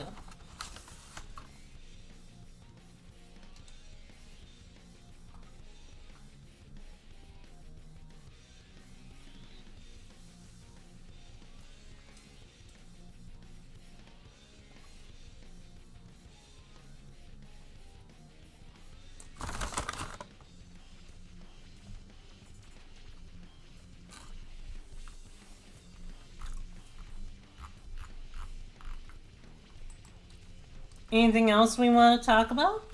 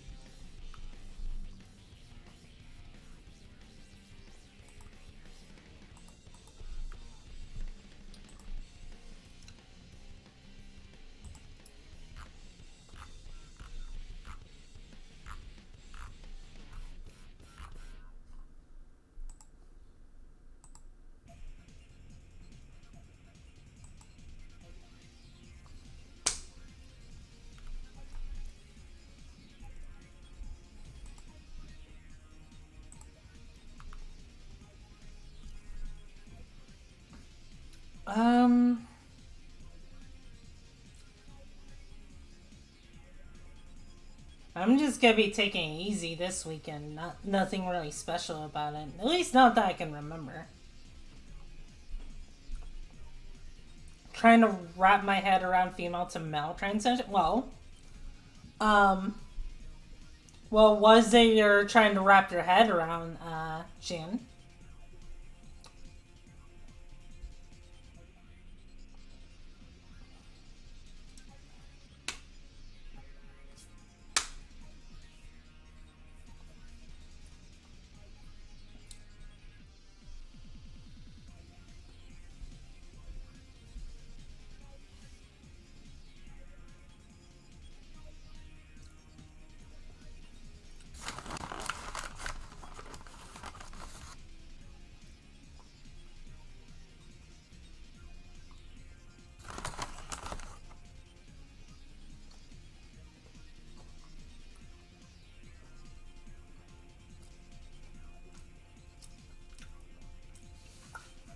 I didn't know if it gets smaller, Jin.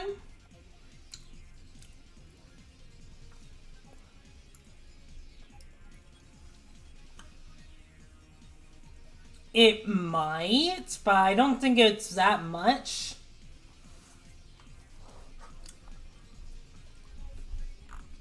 I know when I go without estrogen for a fair bit, because sometimes I just run out. My boobs do get a little more flabbier. So that probably applies to trans guys as well.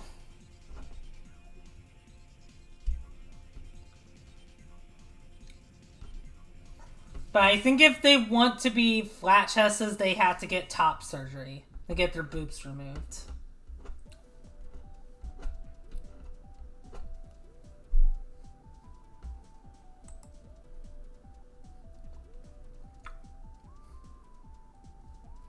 One of these days I'm going to stream Mega Man.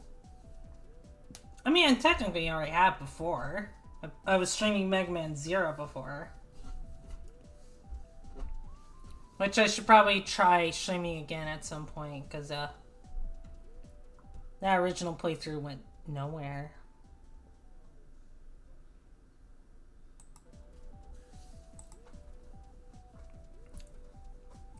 Yeah.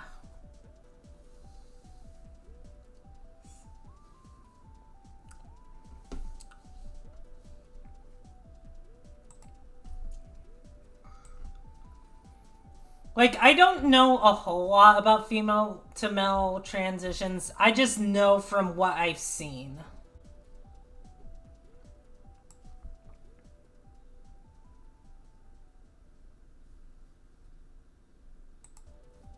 Pretty sure it does, because fat ends up being less prone to being sort of chest and sick goes to other places, so. Or gradually shrink your chest. Okay.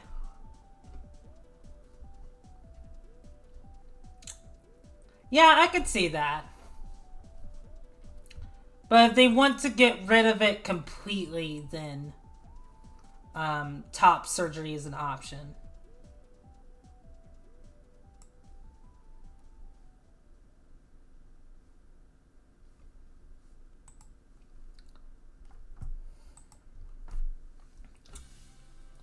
I don't really talk with a lot of trans guys, actually. Because you don't really see them a lot in the size community. Like, the size community has a lot of trans girls, but I rarely see a trans guy.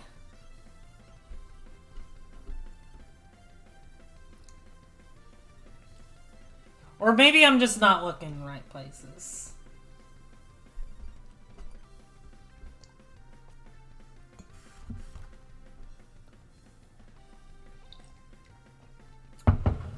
June, do it. By whatever means. By whatever means, June. You should, like, as soon as it can, and of course when you're ready, you should try and start your transition.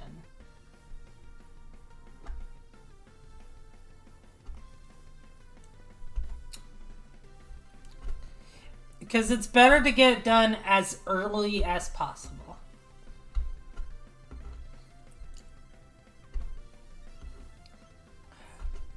I know you're also you're gonna have to deal with your parents, so that is your family, though. So that's the one thing.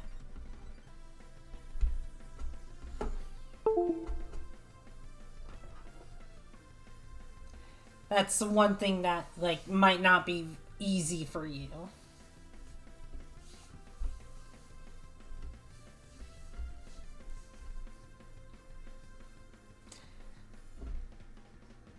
But sooner is better than later. That is my mom. I mean, I know it took me like 4 years to get mine, but that's only because I was dealing with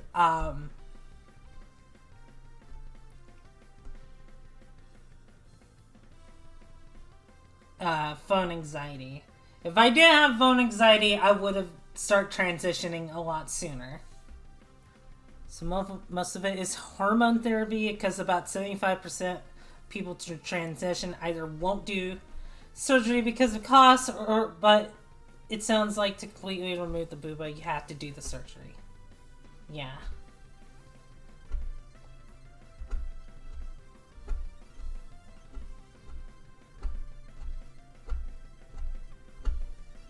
This is true. Once, like, changes start in your body, there's no going back, which, in that case, then be absolutely sure that's what you want. But I feel like at